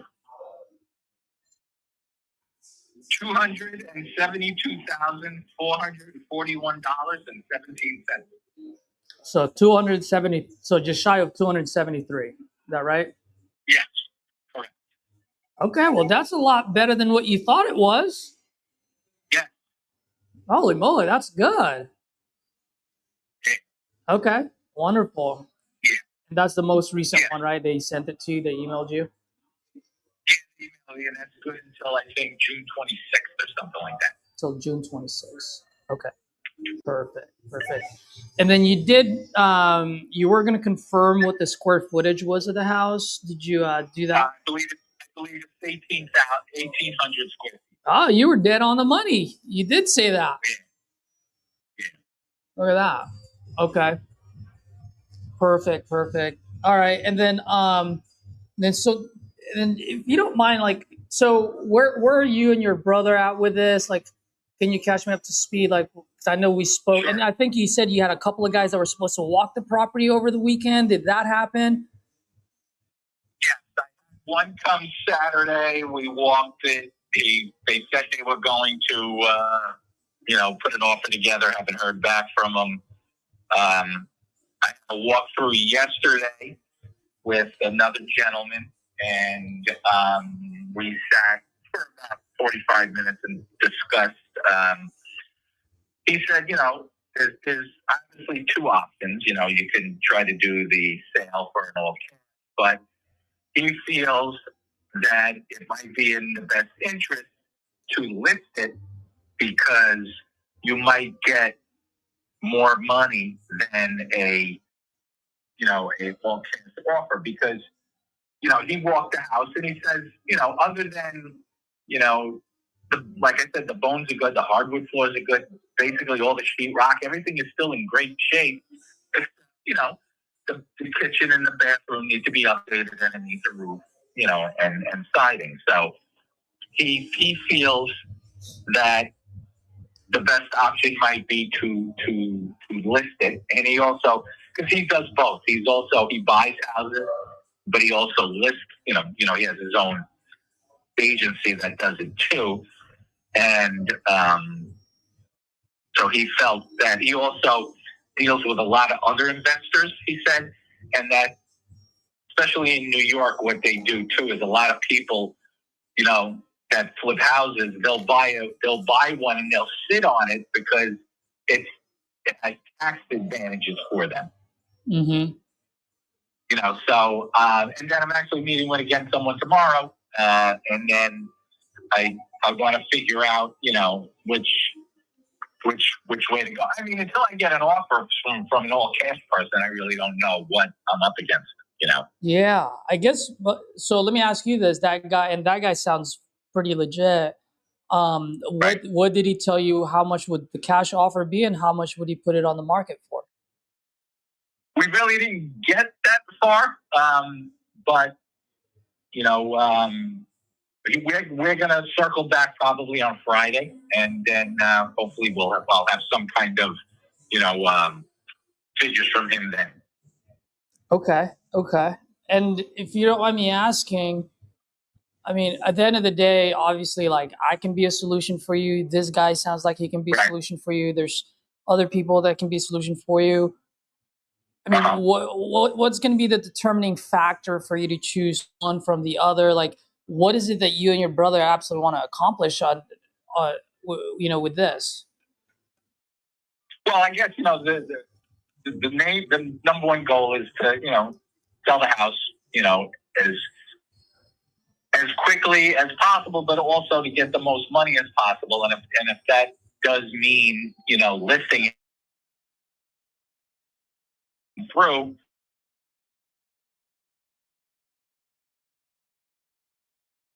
Okay, so we owe, say, $273,000 on it. The comps in the area are going anywhere from,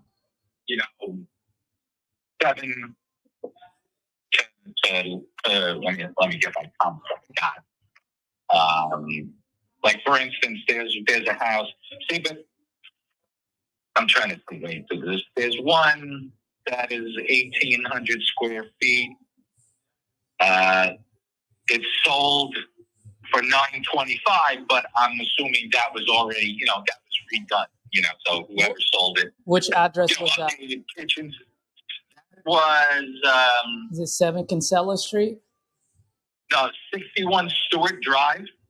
61. Hold on. Let me Stewart. Let me just pop this up. I just want to see, if you don't mind. How do you spell No, Stewart? Is it STWEWARD? EWARD, yes, Drive, 61. Oh, 61 Seward Drive. Yeah, Seward Drive. And then there's also a 57. But again, what they have going for them is they have 2 full baths. I only have 1. Yeah. Yours is a 4-1 or 3-1? It's a 3-1, right? Yeah, 31. You know, so the comps, you know, are going to be, you know, higher on those because they got 2 bedrooms. 2 bathrooms, I should say. Oh yeah, this is nice. I'm looking at the Seward Avenue now. Yeah, it even has it even has a theater room. Wow. Yeah. They might have finished the basement, you know, and did I think that. I think you know, that's what it is. That's what it is. Yeah. Yeah. So of course they're going to get, you know, higher Yeah. prices. Yeah. Like the first guy I spoke to the other day, you know, he wants to come in if he would give me an cash offer, you know, he wants to, you know, finish the basement off, put another bathroom down there, and blah blah blah. So you know, he's got these grandiose things. So, but that's also going to limit, you know, what he would willing to pay a cash offer for because he's going to, you know, he wants to do that. Okay. I guess my only concern. I'm sorry. Go ahead. No, go ahead. Yeah, I was just gonna say my only concern is that if these guys saw your property, why is it taking them so long to give an offer? Usually, I give an offer either right on the spot or a few hours later. I mean, once you've seen it, you've seen it. You know what I mean? Exactly. So I'm assuming that the first guy I met with, you know, is probably not interested or whatever. Yeah. And so the reason why I was asking you earlier, like, what is it that you guys absolutely want to accomplish, is because I can do a lot of different things. I can be the end buyer here. I can help move this. I can also list it on the market if it makes sense.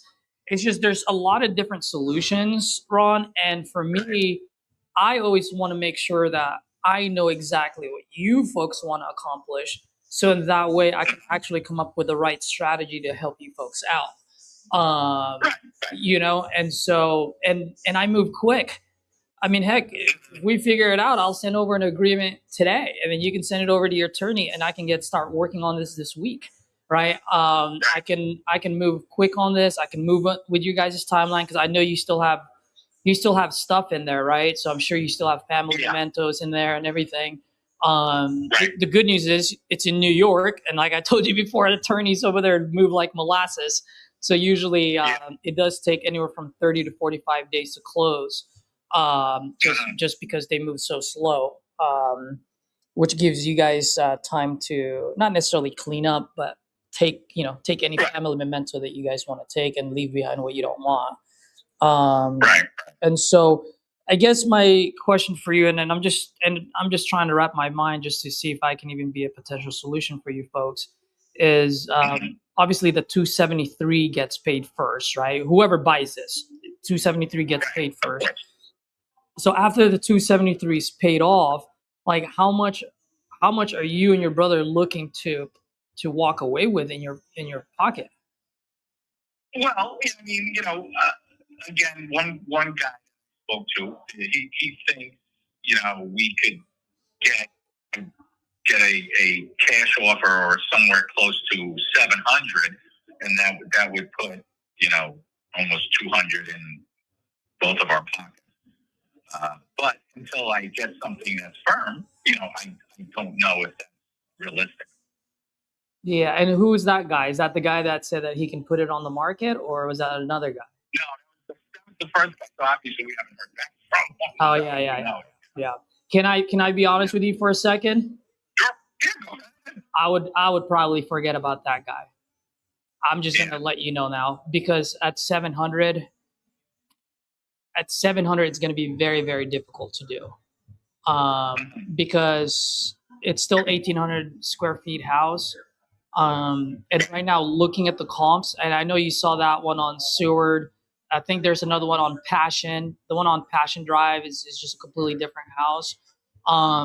But you can look at a property on 25 Pine Hill if you want to write that down. 25 Pine Hill looks just like your house. Okay.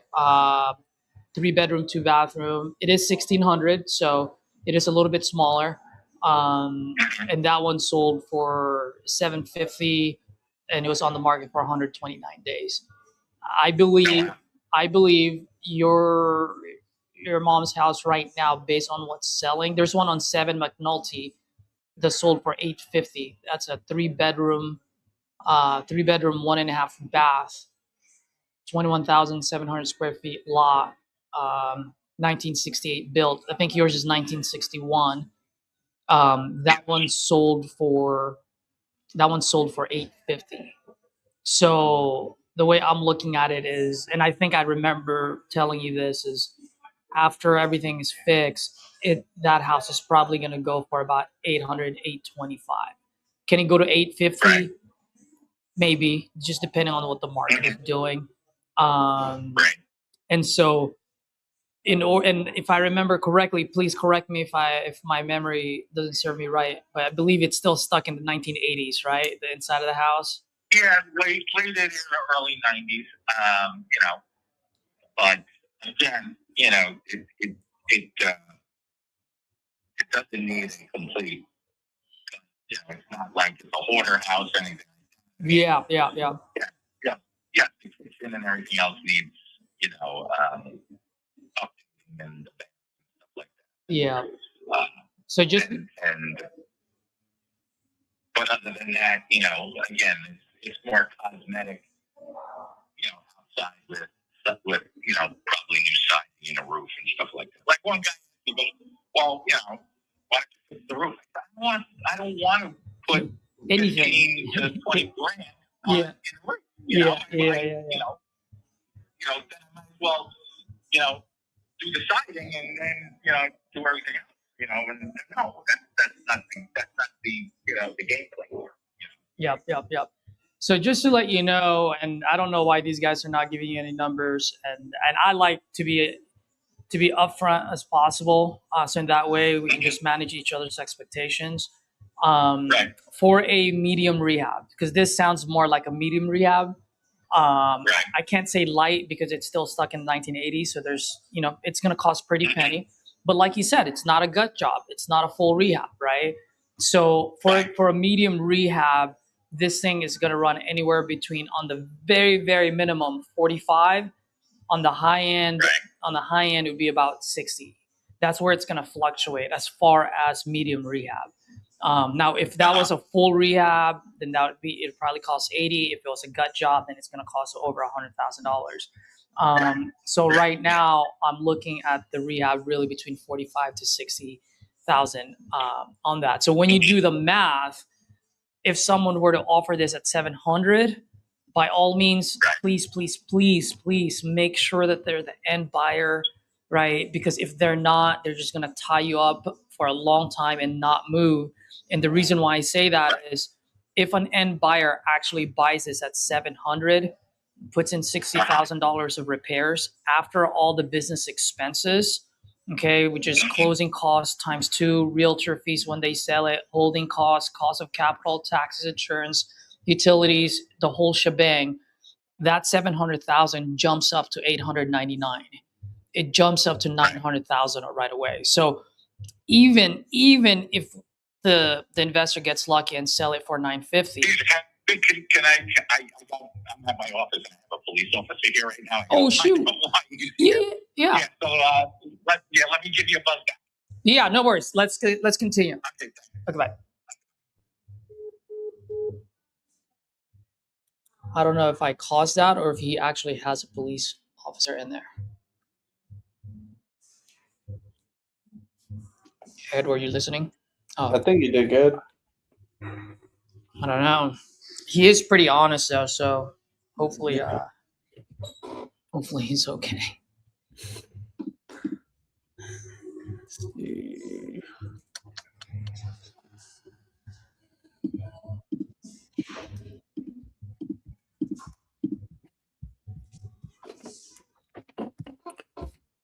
So that guy that went there is probably gonna novate it. I think he might move at 650 as a 650 on the market as a novation. which that means I can only give them $555,000. Mm. Yeah. If it was a wholesale deal, it would be 500,000, Mm. which will give them $227,000. That's like $110,000 in each pocket. Yeah. 113. So that's where I was leading to, right? And it's like, hey, for a straight cash deal, that's $100,000 in each one of your pockets right now. Right. But if you want more, like you said, and time is not an issue, yeah, let's put it on the market.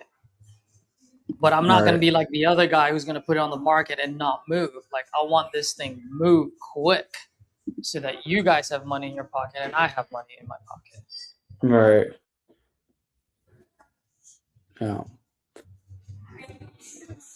So what are they trying to get out of it, I guess, besides obviously selling it? That's he just keeps saying we just want out of this, but we also want the maximum that we can get. So the maximum they can get would be just to do a novation deal on. Right. And so what my plan is to gain credibility by saying, hey, look at these idiots who walk the property, can't even give you the numbers. I can give you the numbers now because I know what I'm doing. Let's go to work. Right. You know what I mean? Yep. That's where I feel like that's where I would be able to do it. So in that way, it's like, okay, like this guy knows what he's doing. He's confident. He's willing to work now versus all these other guys who's dragging their feet. Mm-hmm. What are your thoughts, dude? Give it to me. I mean, I think that's right too. I'm trying to see what I would do. I would really want to know what it is because I mean, obviously, yeah, you want more money, but I would want to know what is it that they're looking to accomplish. I guess I want to know what they're looking to accomplish at the end of the day, like regardless of obviously getting the most amount of money. Right? Like, yeah, don't worry. Like, we're gonna try to get you as much as we possibly can. Obviously, I don't want to. I'm trying to see how I could frame that. That's what I want to know. I know. Because I want to say for sure, like, hey, and don't worry, we want to get you the most amount of. We want to get you as much as we possibly can. At the same time, I want to make sure we're able to help you in the best way because you could be better off holding on to it, or maybe selling it maybe later. So for you, what's the? He doesn't want that. He doesn't want that. He doesn't want it. He just wants to. He does not want to because their mom is dying. He just wants to get rid of it before she goes. She's in hospice now, so they probably don't want to go through probate. They probably don't want to go through probate, taxes, and everything. They'd rather just sell it now. So that's where I was heading. Yeah. That's where I was heading. It's like, bro, like if you want, let's go to work. I will work this not only on market but off market. Okay. Yeah. But here's I got to make a little bit of change in the back end, and I will take care of everything, closing costs, everything. Right. And just be completely transparent with them on where I want this to be. Right. And I'll just let them know, like, it ain't gonna be in the 700s, buddy. It ain't even gonna be in the 600s. Yeah. I know. I think there's something there, bro. Like, because like they're trying to say before the mom dies because she's in hospice. Mm-hmm. Okay. And they don't know how much time she has, but they just know they want to sell it before that due to taxes and what else? Oh, he's calling back. Let's go. I think that's him. Shows in line. Good afternoon, this is Caesar. Hey, Caesar, it's Ron. Oh, Ron, dude, what happened? Everything okay? Well, everything's okay since you're calling. Yeah, we know what happens. We have these panic alarms, in certain areas of the building that if there's an issue, you could hit the alarm and it comes flying in. my receptionist is off today, so somebody let someone in the door, and they went to release one of the other doors, and instead of hitting the door release, they hit the button. Oh no. So then the cops came. Jeez, are you a jeweler or what? Now we're an insurance broker. Oh, It's oh not that's like, right. You did say insurance broker. Yeah. I remember that. Yeah. Yeah. So, it's nothing, special around here, but it is what it is. All right. Well, So, I'm glad everything's okay because that's what matters. yeah, everything is good. Yep. So, Yeah. So just back to what we were saying is, what was the last thing that you heard me say? Or costs and oh everything yeah, like we that. were going over the numbers. Yes. So yeah, I just the 700,000 Ron is going to be very difficult for any investor to buy it at that price point, just because they will be upside down. Whoever it is, they will be upside down before they even write the check, based on how much they can. Because at 700, it jumps up their all-in number. I should say our all-in number, whoever it is, our all-in number would be 899,000, so 900 grand. So even if you're right that you can sell for 950, right? Right. Then someone's investing 900,000 just to potentially make 50, but most likely just break even. You know what I mean? Like there's very little room for error, and that's close to $1 million just for $50,000. It's like I can just go ahead and buy 5 $200,000 homes, and each one I make $50,000 on, and I've spread out my risk for the same cost with a higher profit. Yeah. So right now, I mean, 273 is what needs to get paid off. I mean, is there anything that you and your brother need to accomplish that you guys want to make sure that you guys get in your pocket, or? I really don't know at this point. I mean, he's going to have to find someplace else to live. Is he living there right now, or? Yeah, he's there now, living there now. Okay. So, and I had a brief conversation with him the other day saying, listen, what I'm trying to do is do this as an all cash offer where, people will close pretty quick. It looks like if we can do something like this, it could be a month or two. Are you comfortable with getting out in a month or two? And he said, yeah. But, again, I mean, he's not paying rent. So it's not like, he's paying the bills there, like the cable and, the heat, electric, and stuff like that. But if we went the route where we list it, then, you could potentially be there a little bit longer, which might benefit him. I mean, it's not like I need, to get a hold of whatever 150 grand each, here tomorrow. It's just, we just want to, sell the house because, we just don't want it, hanging on to it any longer. Yeah. But if it takes a month or 3 months down the road or whatever, New York takes for closing and stuff, where I'm fine with that. You're so flexible with that. So there's really not a time constraint or anything. Like, some guy's he's going to come in and say, I'm going to give you 400,000. And, I'm going to say, okay. Yeah. No, yeah. I want to get as much as we possibly can. And if that means, that we have to market it, and do open houses or whatever, then, bringing in a real estate agent to do that or someone that can do that, then okay. If that's gonna give me the best, value and the most return on it, then that's something that I'm fine with doing. Okay. So let me ask you this, and then I think I know where I'd like to go. But let me ask you this: if we had a crystal ball in front of us, right? Like, how can I be of help to you and your brother? Like, how can I, like, what do I need to do for you guys to say, you know what, that's the guy that I want to work with. Let's make this work.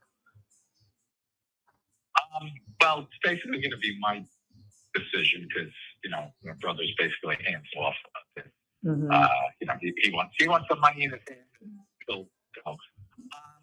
I guess it's just a matter of if I'm comfortable with the situation. I mean, one of the things that was nice about the guy I met yesterday, he's local on Long Island. He knows the market. He knows what's going on Long Island,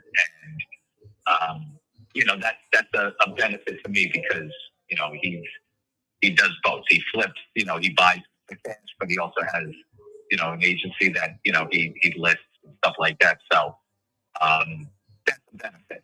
Knowing that the guy knows the area, knows Long Island and stuff like that. It'd be nice. I don't know how with you being in California and I know you have contacts here and stuff like that. I don't I have to wrap my head around that, and see how comfortable I am, with that, as opposed to being someone that's local. Okay, absolutely, and I can completely understand that. Anytime you can go belly to belly with someone and see someone's face and shake their hands, that there's always value there, and I completely understand if you do decide to go with this guy.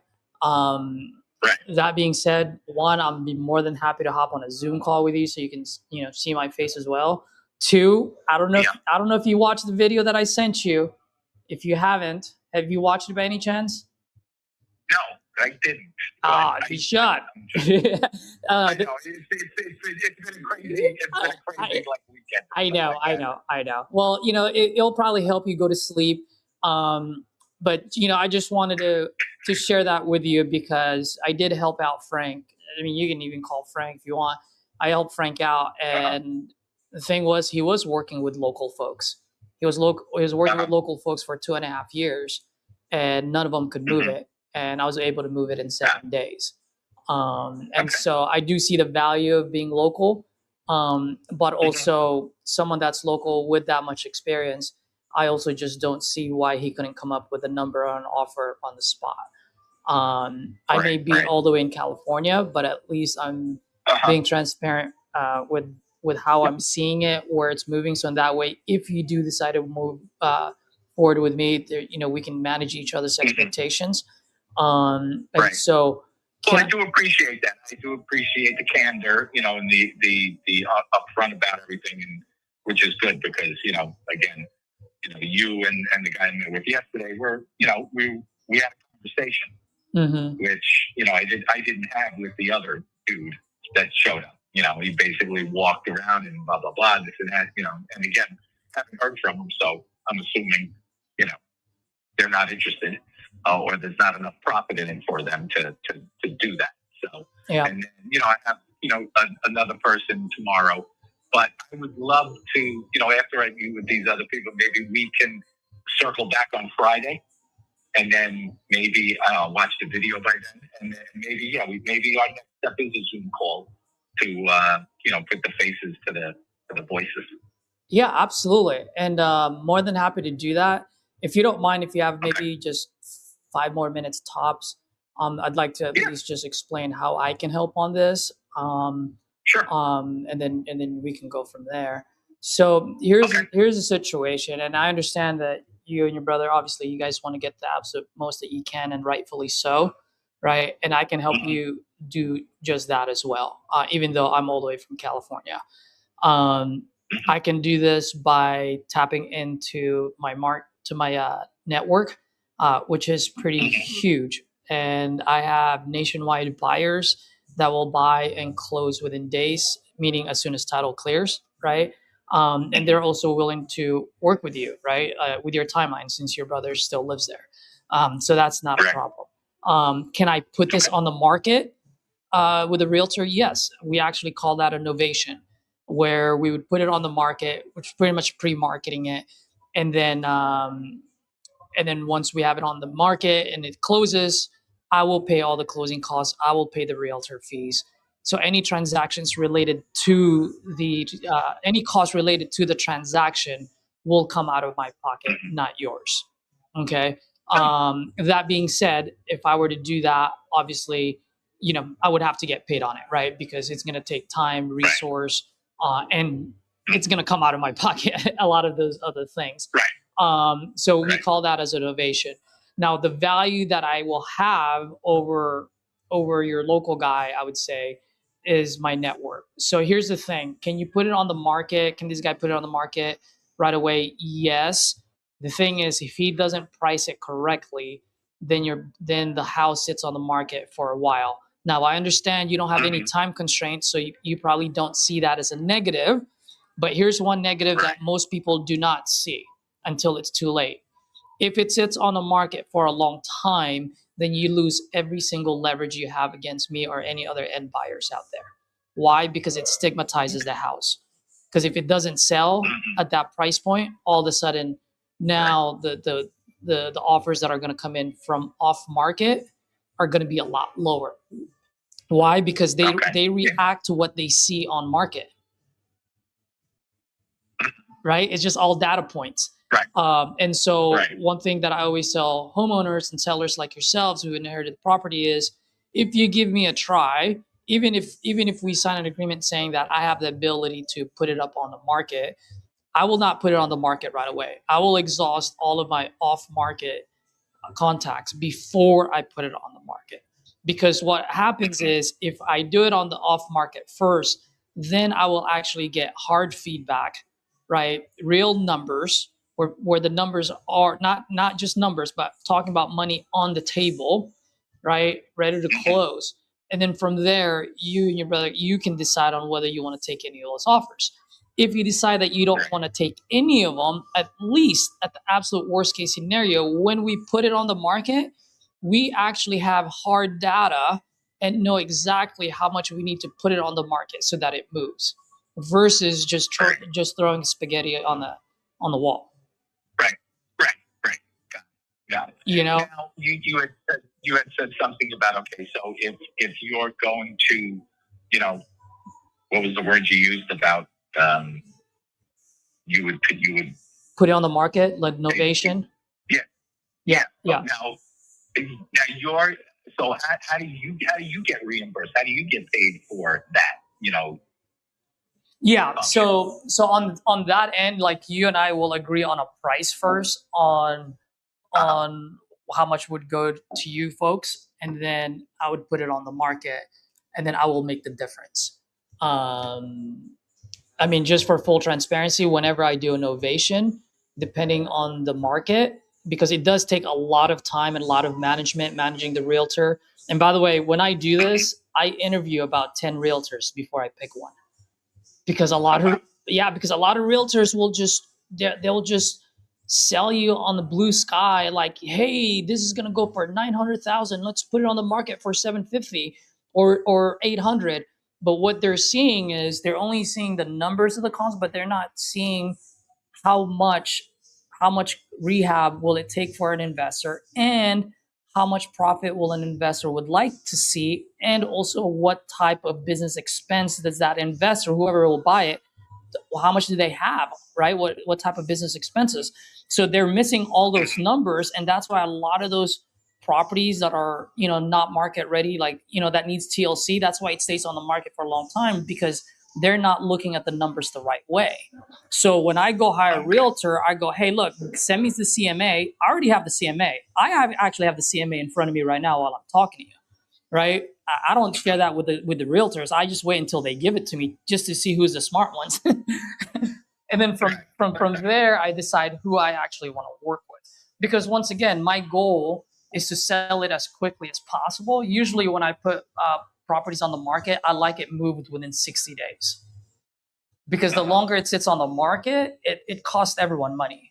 Costs me money, costs you money, because you're probably paying taxes on it, utilities, whatever it is. So I want it priced so that it's gone in 60 days. And so I'll be transparent with you on that one. Like, on novation deals, I typically, when I get an agreement with you, I typically will see a $30,000 profit on my calculator. Now you might say, gosh, that's a lot. But I just want to tell you something, that $30,000 of profit that I'm seeing, at the end of the day, it might shrink down to 10,000 because I might have to give off concessions. And if I give off concessions, it doesn't really come off of your price point. Right. You know what I mean? The only time is if it ever comes off is because the house is really bad, and now I've exhausted all my 30, and then now I got to take a little bit off you. You know what I mean? Like, so once again, it's just me being fully transparent with you, so in that way we can manage each other's expectations.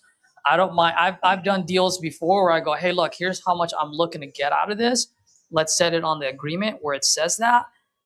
I'll put it on the market after I exhaust all of my off market contacts, and then when we do it, at least you know how much you're getting, you know how much I'm getting, and now at that point you know for a fact that you and your brother are getting the absolute maximum that you can in your pocket. Right.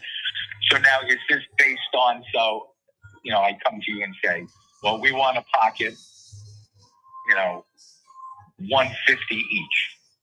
They'll say 300,000. Mm-hmm. Now, then how do you price your services for that? If you know, we want to walk away with 350. I mean, 150 each. 150 each. And how much do you guys owe right now? Yeah. 273. 273. Yeah. So right now, how I do it is I really go based on what the comp says, because it doesn't matter how much commission I want, right? It doesn't matter all that. What matters is who's going to buy this and why they're going to buy it, right? And so for me, it's all about math. So I'll give you maybe I'm giving you a little too much and I may lose a deal, but what the heck? I like you, Ron. I'll explain it to you. On a straight up cash deal, this thing will probably move in the low 500s. Okay. The reason being is in the low 500s, someone's all-in number jumps up to about 775, like between 725 to 775, and then they can sell it for about low 800. So it gives them enough room, enough meat on the bone. That's a straight up cash deal. You don't have to worry about anything. It just gets done quick, right? So for speed and convenience, you got to take a little bit of haircut. That's just the nature of it. If we were to do a novation deal on here, I can probably get you guys about 550 in your guys' 550. So subtract 270 from that. What would that be? 277,000 divided by 3. Yeah, about 277. So what's 277 divided by 3? Sorry, not divided by 3, divided by 2. Divided by 2. So that's about $138,000, $140,000 in your guys' pocket. Yeah. Now, fees, like all of the closing costs and all of that, how does that function again? Yeah. So the way I'm looking at it is I'm gonna look at how much I can put it on the market, right? As is right now, the way it sits, right? Where it moves. And then from there, I got to back in the closing costs, realtor fees. I got to back in other things. Like if I need to pay money to get it cleaned out, that's going to come out of my pocket. If I need to hire some landscapers to do some things in there on the outside, that's going to come out of my pocket. So I have to put that into consideration. And that's why I'm saying, based on what I think I can put it on the market right now, based on what's out there, I can probably give you guys about 550. So subtract the 273 from there. So the way I'm looking at it is, if you work with me, you're probably going to end up pocketing anywhere between 500 to 550. Now, if I'm wrong and we're able to sell it for more, dude, like I told you, man, I'm not here trying to hit a home run.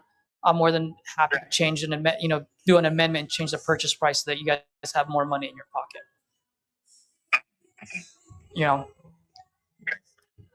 It's a long time since it's been 20 years since I bought a house, so I don't remember all of the fees, like the closing fees. Oh yeah, so the closing fees is usually like about 1% to 1.5% of the purchase price. Right. And then And then in order for us to move this quick, you're probably looking at paying both the buyers and the sellers realtor fees. So that's gonna run about 5, maybe at the most 6%. I tend to be pretty good at negotiating with realtors, so I'll get that down to like 5, maybe even 4, but usually 5%, like 2.5 on each side. Now, why would the seller have to pay the buyer, commission for their agent? You don't have to, but if you want it moving quick, it's a small price to pay. Right. It's a small price to pay. And But then again, could you turn and say, okay, I'm gonna pay your realtors, asking $550, I want $560. I mean, is that something that people do? yeah, it's all about negotiating. It's all about negotiating at the table, and so that's totally fine. And yes, so you're absolutely right. Like if I'm paying the other side, then yeah, the purchase price is going to be a little bit higher because I'm going to pay your realtor fees. Now you want the purchase price to be lower, then fine, go pay. But at the end of the day, like so the value that I will be providing you is that you don't have to think about all of that. You can just focus on your insurance. Your brother can focus on what he's doing. I take care of everything, and all you have to do is just sit back and collect the check when it's done. Right. Okay. Right. And then even all these walkings that you're doing, you talking to these guys, like you wouldn't have to do that. I would be doing that. Yeah. Okay. Okay. Yeah. Let's definitely circle back on Friday, and once I talk to this other guy, and let's circle back on Friday and see where we're at that point and stuff. But I like that you're being transparent, which is good. I appreciate that, and that helps. I don't want to someone blowing smoke on my hand. Yeah, absolutely. And not calling back or whatever and telling me, oh, I can get you this and I can get you that and blah blah blah, and then they'll we're ready to sign over everything, and they said, well, we can only get this. Mm-hmm. Mm-hmm. I don't want to have to deal with that. Yes, it's nice to wash my hands of it and close whatever quickly, but again, I do want to maximize what we both can get out of this. My brother and I can get out of it. If it means adding a little extra to the time frame, that's fine. I guess stuff.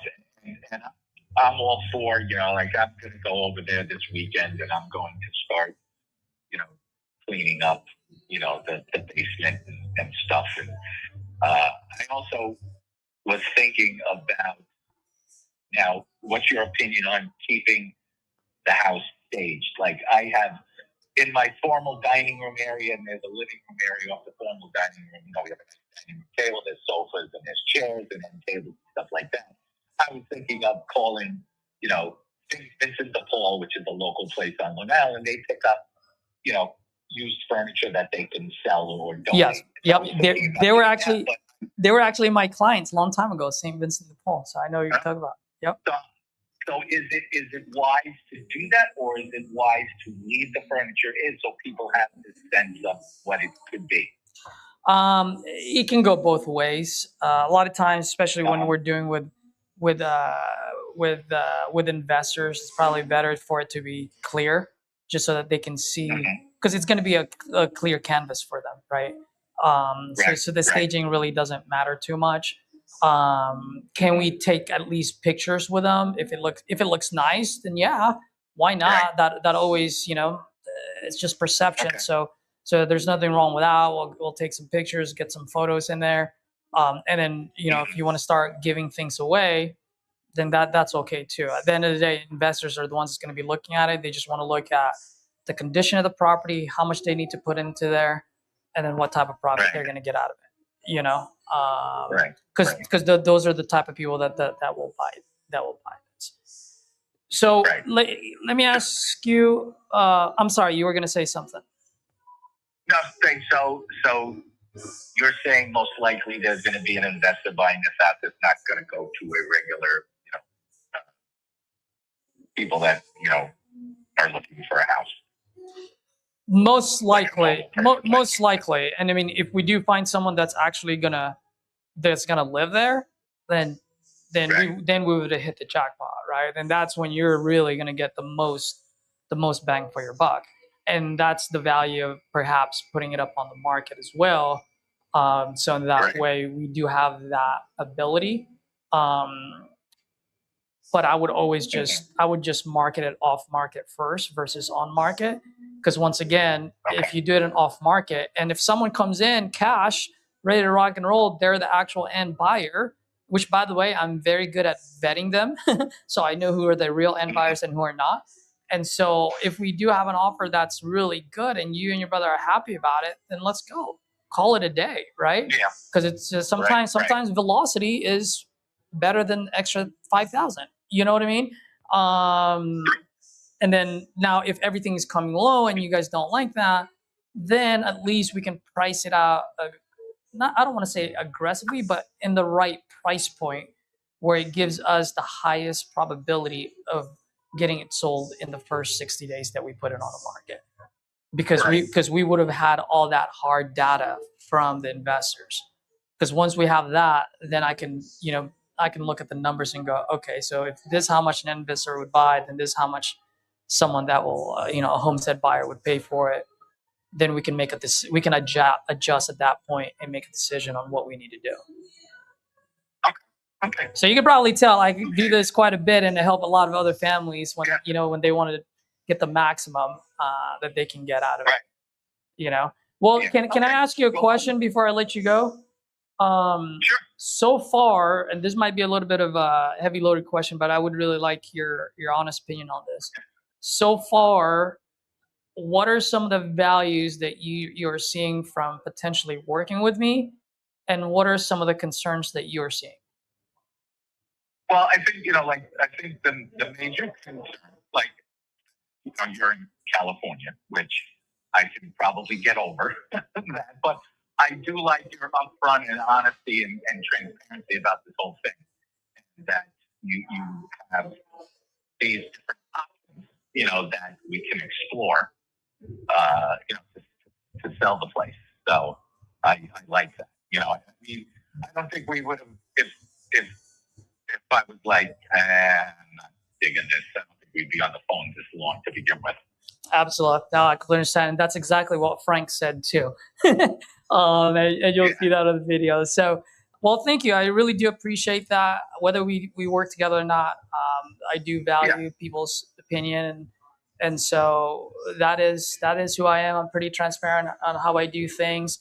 And by the way, if we're pre-COVID, I would say yes about the non-local things, but because of the COVID, that's when our business really switched. And that's why we're able to do a lot of business across the country. We don't necessarily have to be local just to move the property. Oh yeah, I mean, I'm finding that out. Dealing with financial advisors, Exactly. 401ks and IRAs, and and I'm dealing. I have an advisor who's handling my portfolios, and he's in Texas. So it's not like I have to go to I mean, it's a Schwab account, but they do Schwab, and and so it's not like Edward Jones. There's one right around the corner from me, or there's a no. It's different now. That's this whole thing is. It's not like you have to go to somebody that around the corner for something. That and the guys, I was on the phone with him, vetted him out and talked to him, multiple times, and we just had this comfortable feeling, that and goddamn, he's doing a great job for me with my investments and stuff. So, it's doing real good. So So I'm all for that. I'm comfortable with dealing with people in other industries that aren't in New York. But but again, we'll talk again on Friday, and let's do a Zoom, and we can put the face to the voice, and we'll see what happens. Absolutely. More than happy to do that. And oh, by the way, that was the question that I wanted to ask you earlier, and then we got cut off. So I'm so sorry. I mean, I said last one was the last one, but here, this is my ultimate last question. Was there a significance to that 150 that you were talking about as far as you and your brother pocketing it? Just there's really no. I mean, we're just again want to get the most we could possibly get. Okay. Okay. I mean, so that was just a no. Again, if we both walked out with 2, that's better. But I mean, we have to be realistic and realize that again, we're not going to get 700 for it because again, people carrying costs and doing all of the work that needs to be done to it, stuff like that. I get it. People just throw out a number and say this, and then they're like, that sounds good, and then all of a sudden it's like, no, we can't do that. Yep. Well, I'll tell you this: realistic is exactly what you're going to get from me, and if you want this realized, I'm your guy. Okay. All right. Again, I appreciate it. Yeah, and then I'll give you a buzz hopefully around the same time. Yeah, let's do that. All right, Ron, you have a good one, sir. Thank you. You too. Bye-bye. Bye. All right.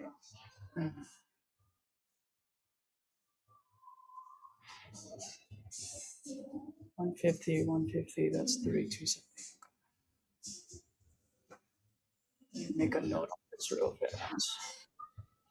Man, that was a long one there. It was. Seems It like was, but there's. What was that? Then you built some trust for sure. Yeah.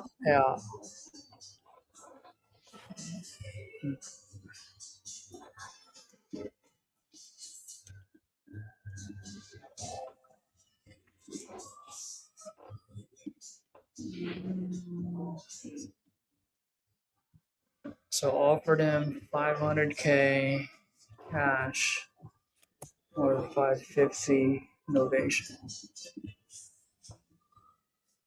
Touch base this Friday.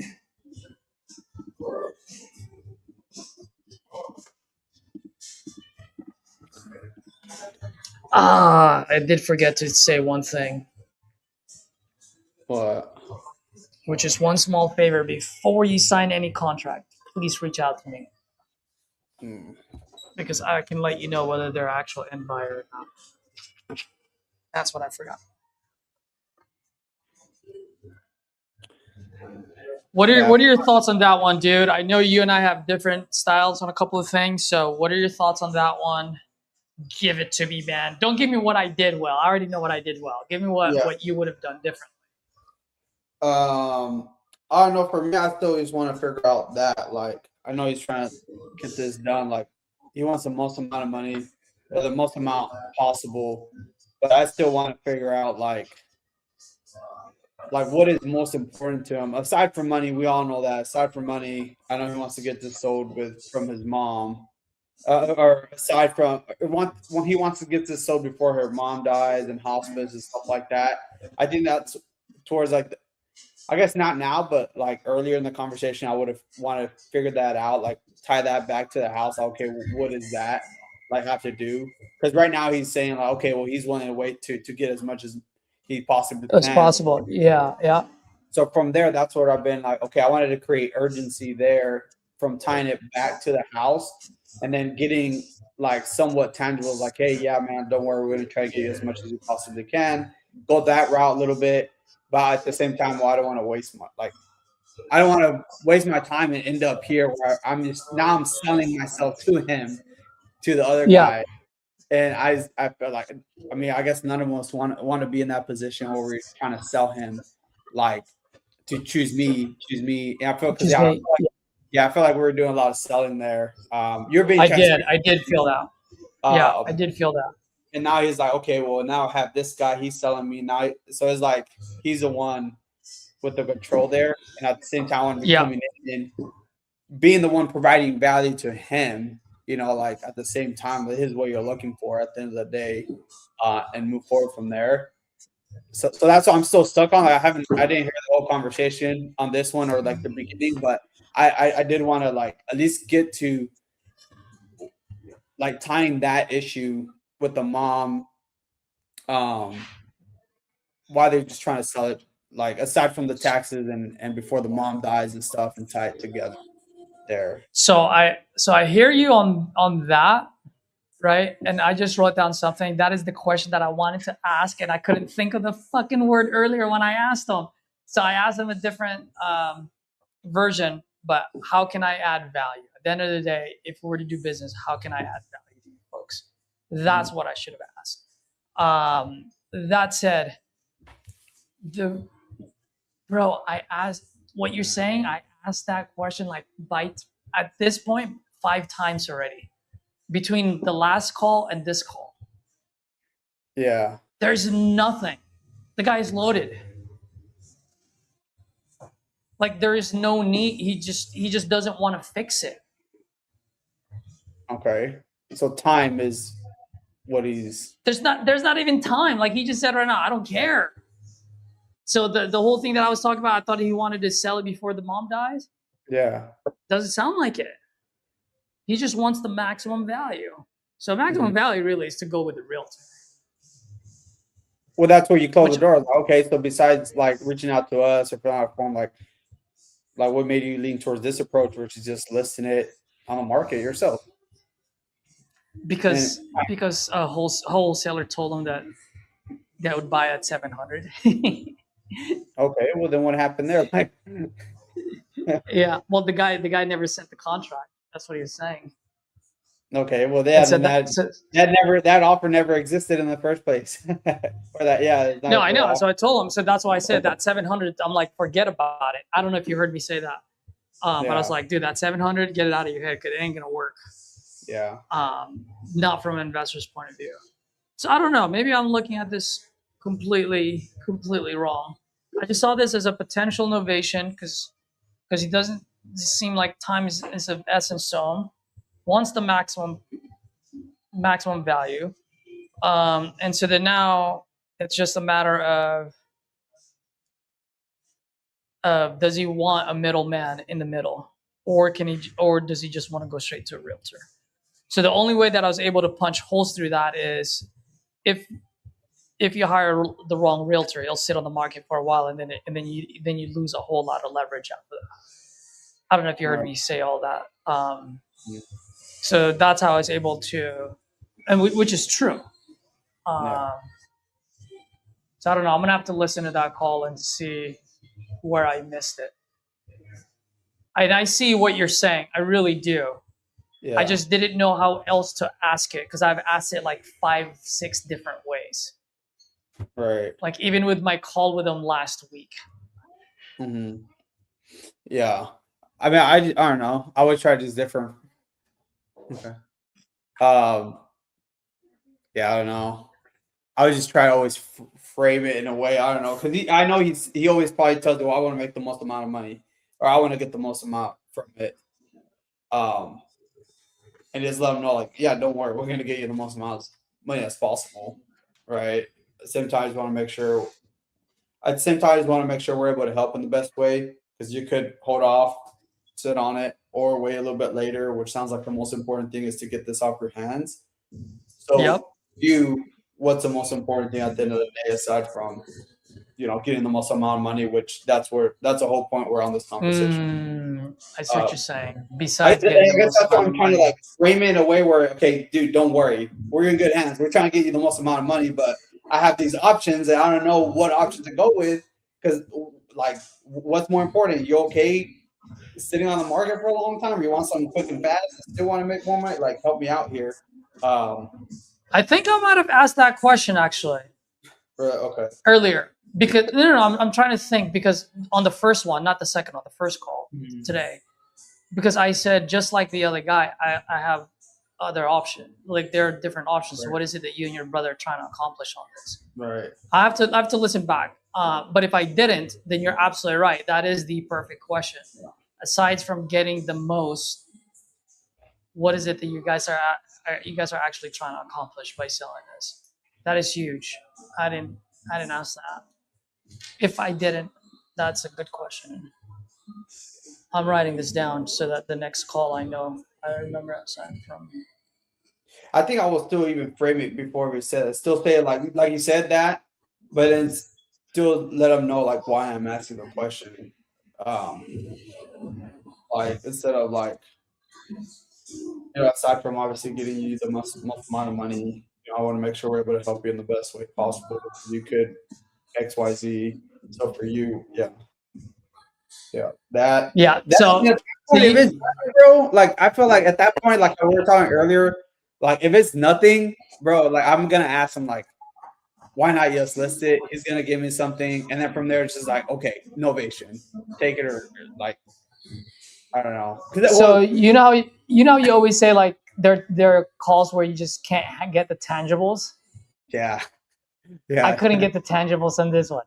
I couldn't get the tangibles. Now here's the thing. It's gonna be that's really funny for you, Edward. Okay. Usually when we can't get the tangibles, that's a fork on the road, and they're not open to it, right? Mm-hmm. That's what I've always said. You agree with me on that one? It's like it's a fork on the road. But here's the thing.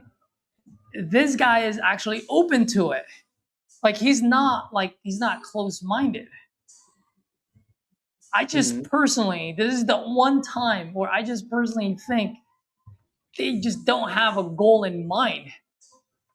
Yeah. They just see this. They just see this as. Yeah. Go ahead. No, but they just see this as we're inheriting this from our mom. We don't want to fix it. We don't want to put in the money. We just want to sell it and get some money, get the most that we can. All right. So I guess I could have just said, well, on that note, your best solution is to put it up on the market with a realtor. I was just selling myself to be like, let me be the middle guy to put it on the market. And I think this part there, dude, like, yeah, like I get what they're saying. I think now what I'm thinking is like, okay, what's their future state? Try to get them at like paint the picture because they obviously they'll have that clear picture. Is like, okay, well, they don't really know other than trying to sell it. And I would at least want them to paint the picture a little bit afterwards, like because I mean, what would be their future state? Like after that, I was like, oh man, well that's awesome. I mean, bringing some money in there, you're gonna have 10 left over or whatever. I mean, y'all plan on going to Vegas, put it on black, or what's the plan there, or whatever? I don't know. Like something along those lines, get something because I'm sure they're looking for something, dude. Like they're gonna get a big old check. Come on, like they're whether it's sitting on the bank, putting in another investment, putting in something. I think maybe from there, like now, like we were sitting and like thinking about it. Okay, there's got to be something, either they're running away from something or running towards something, or towards something. Yeah. I could Yeah. just buy it too, because other than that, it's like, dude, just go list it. Like I mean, at this point. Yeah, that is so true. The only thing that I ever got out of them was the 150. Mm-hmm. Oh man, that's awesome! I mean, taking one more trip to Vegas, put it on black. I mean, they'll come up with something, dude. 150 does something. Like it's there's something there. And I even asked him, "What's the significance of that number?" And he's like, "There's nothing really." Yeah, dude. Oh, he's a freaking insurance broker, man. Was like, oh, why is that? Like, so at that point, I just have to have like get his guard down and just have a conversation. Like, well, I'm actually. But see that. But this is the thing. All right, look, I don't know how else to explain it besides just hundreds of thousands of dealing with people. This guy's guards are not up. They're way down. They are way down.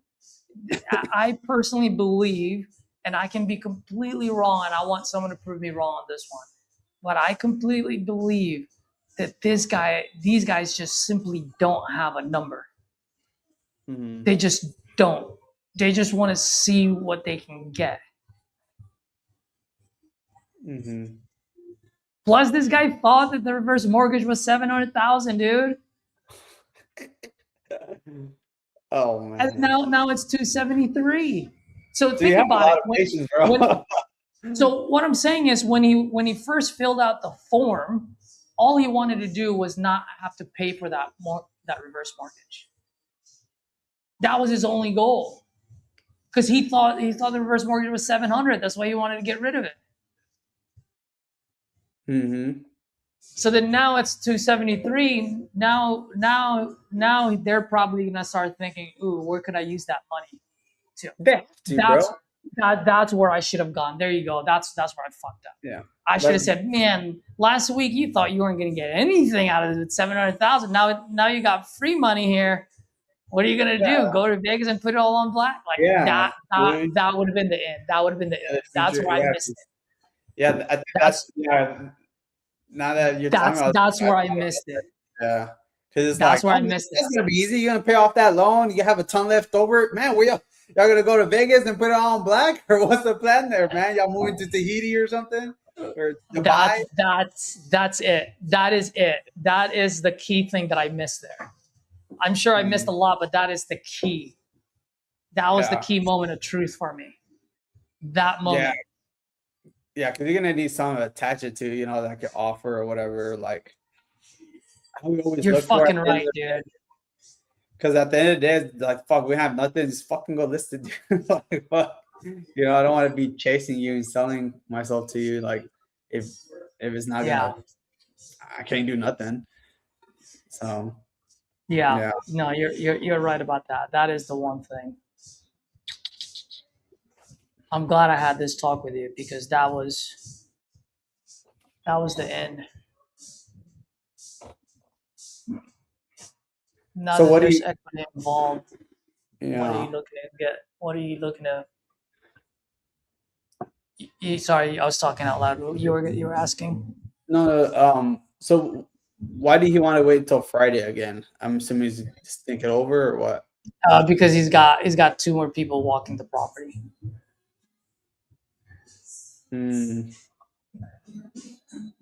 so I need to text him right now and just say, hey man, whether we do business or not, do me a favor. Before you sign a contract, you talk to me first. Right. That's what I want to do. Right. How can I because you haven't given him an offer, right? Or the only offer you gave him is just like what you could. I told him. Yeah, I said I'm like cash offer would be low 500s. Novation you probably get up to 550. So I told him that's 277 between you and your brother. Which, by the way, it's $138,000. It ain't that far off from 150. Because then, okay, because it needs a lot of work or what? He just said that it's still stuck in the 80s. So I put a $70,000 rehab on it. So yeah. So we'll see. We'll see what happens on, not on Friday, but see what happens on this one. Yeah. Let me see. Let me just text this guy real quick.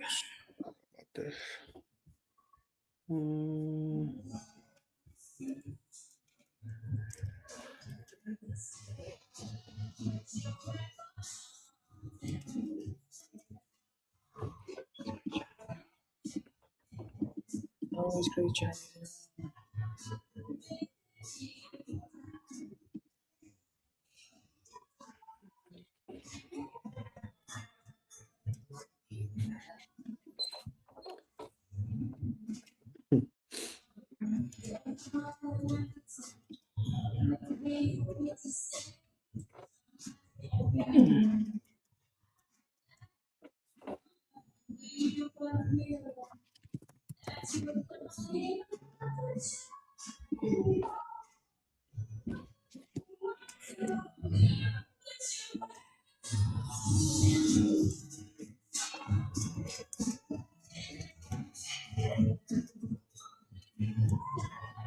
He was asking a lot of selling questions though, so that was good.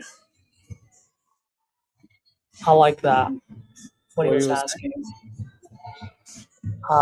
Like how do you get paid? Like how do you bake in all the numbers? How do you oh, should I keep the furniture there for the staging, or should I just donate them to St. Vincent de Paul? Like those are good, like selling questions, meaning he's moving along, like he's Right. not, Like he's he's already further ahead. thinking about it. Yeah. Yeah. Because if he didn't want to work with me, if there's no potential working with me, he wouldn't be asking any of those questions. All right.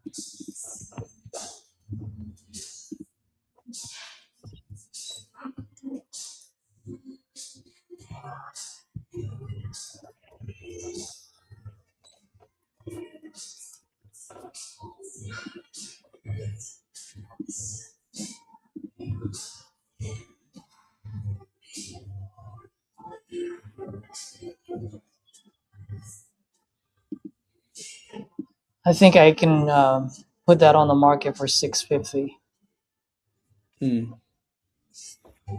50.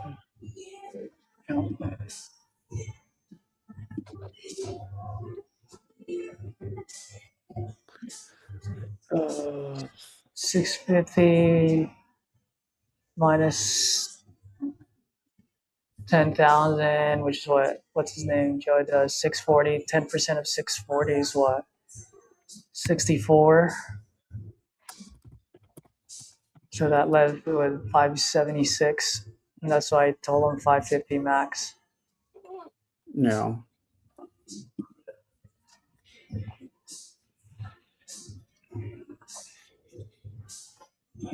Got it. Jeez.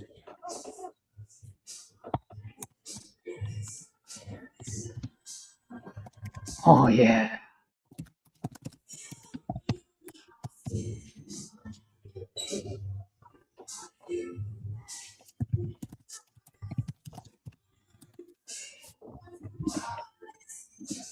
Oh heck yeah, dude.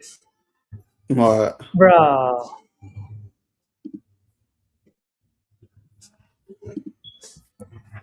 What happened?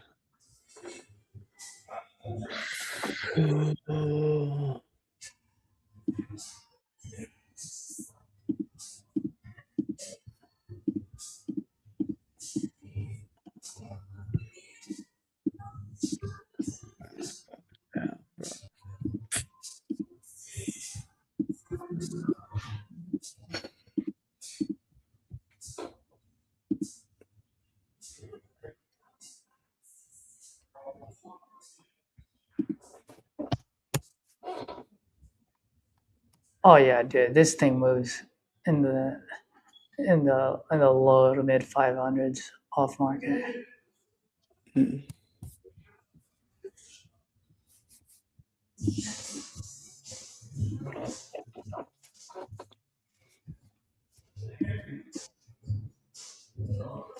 Yeah.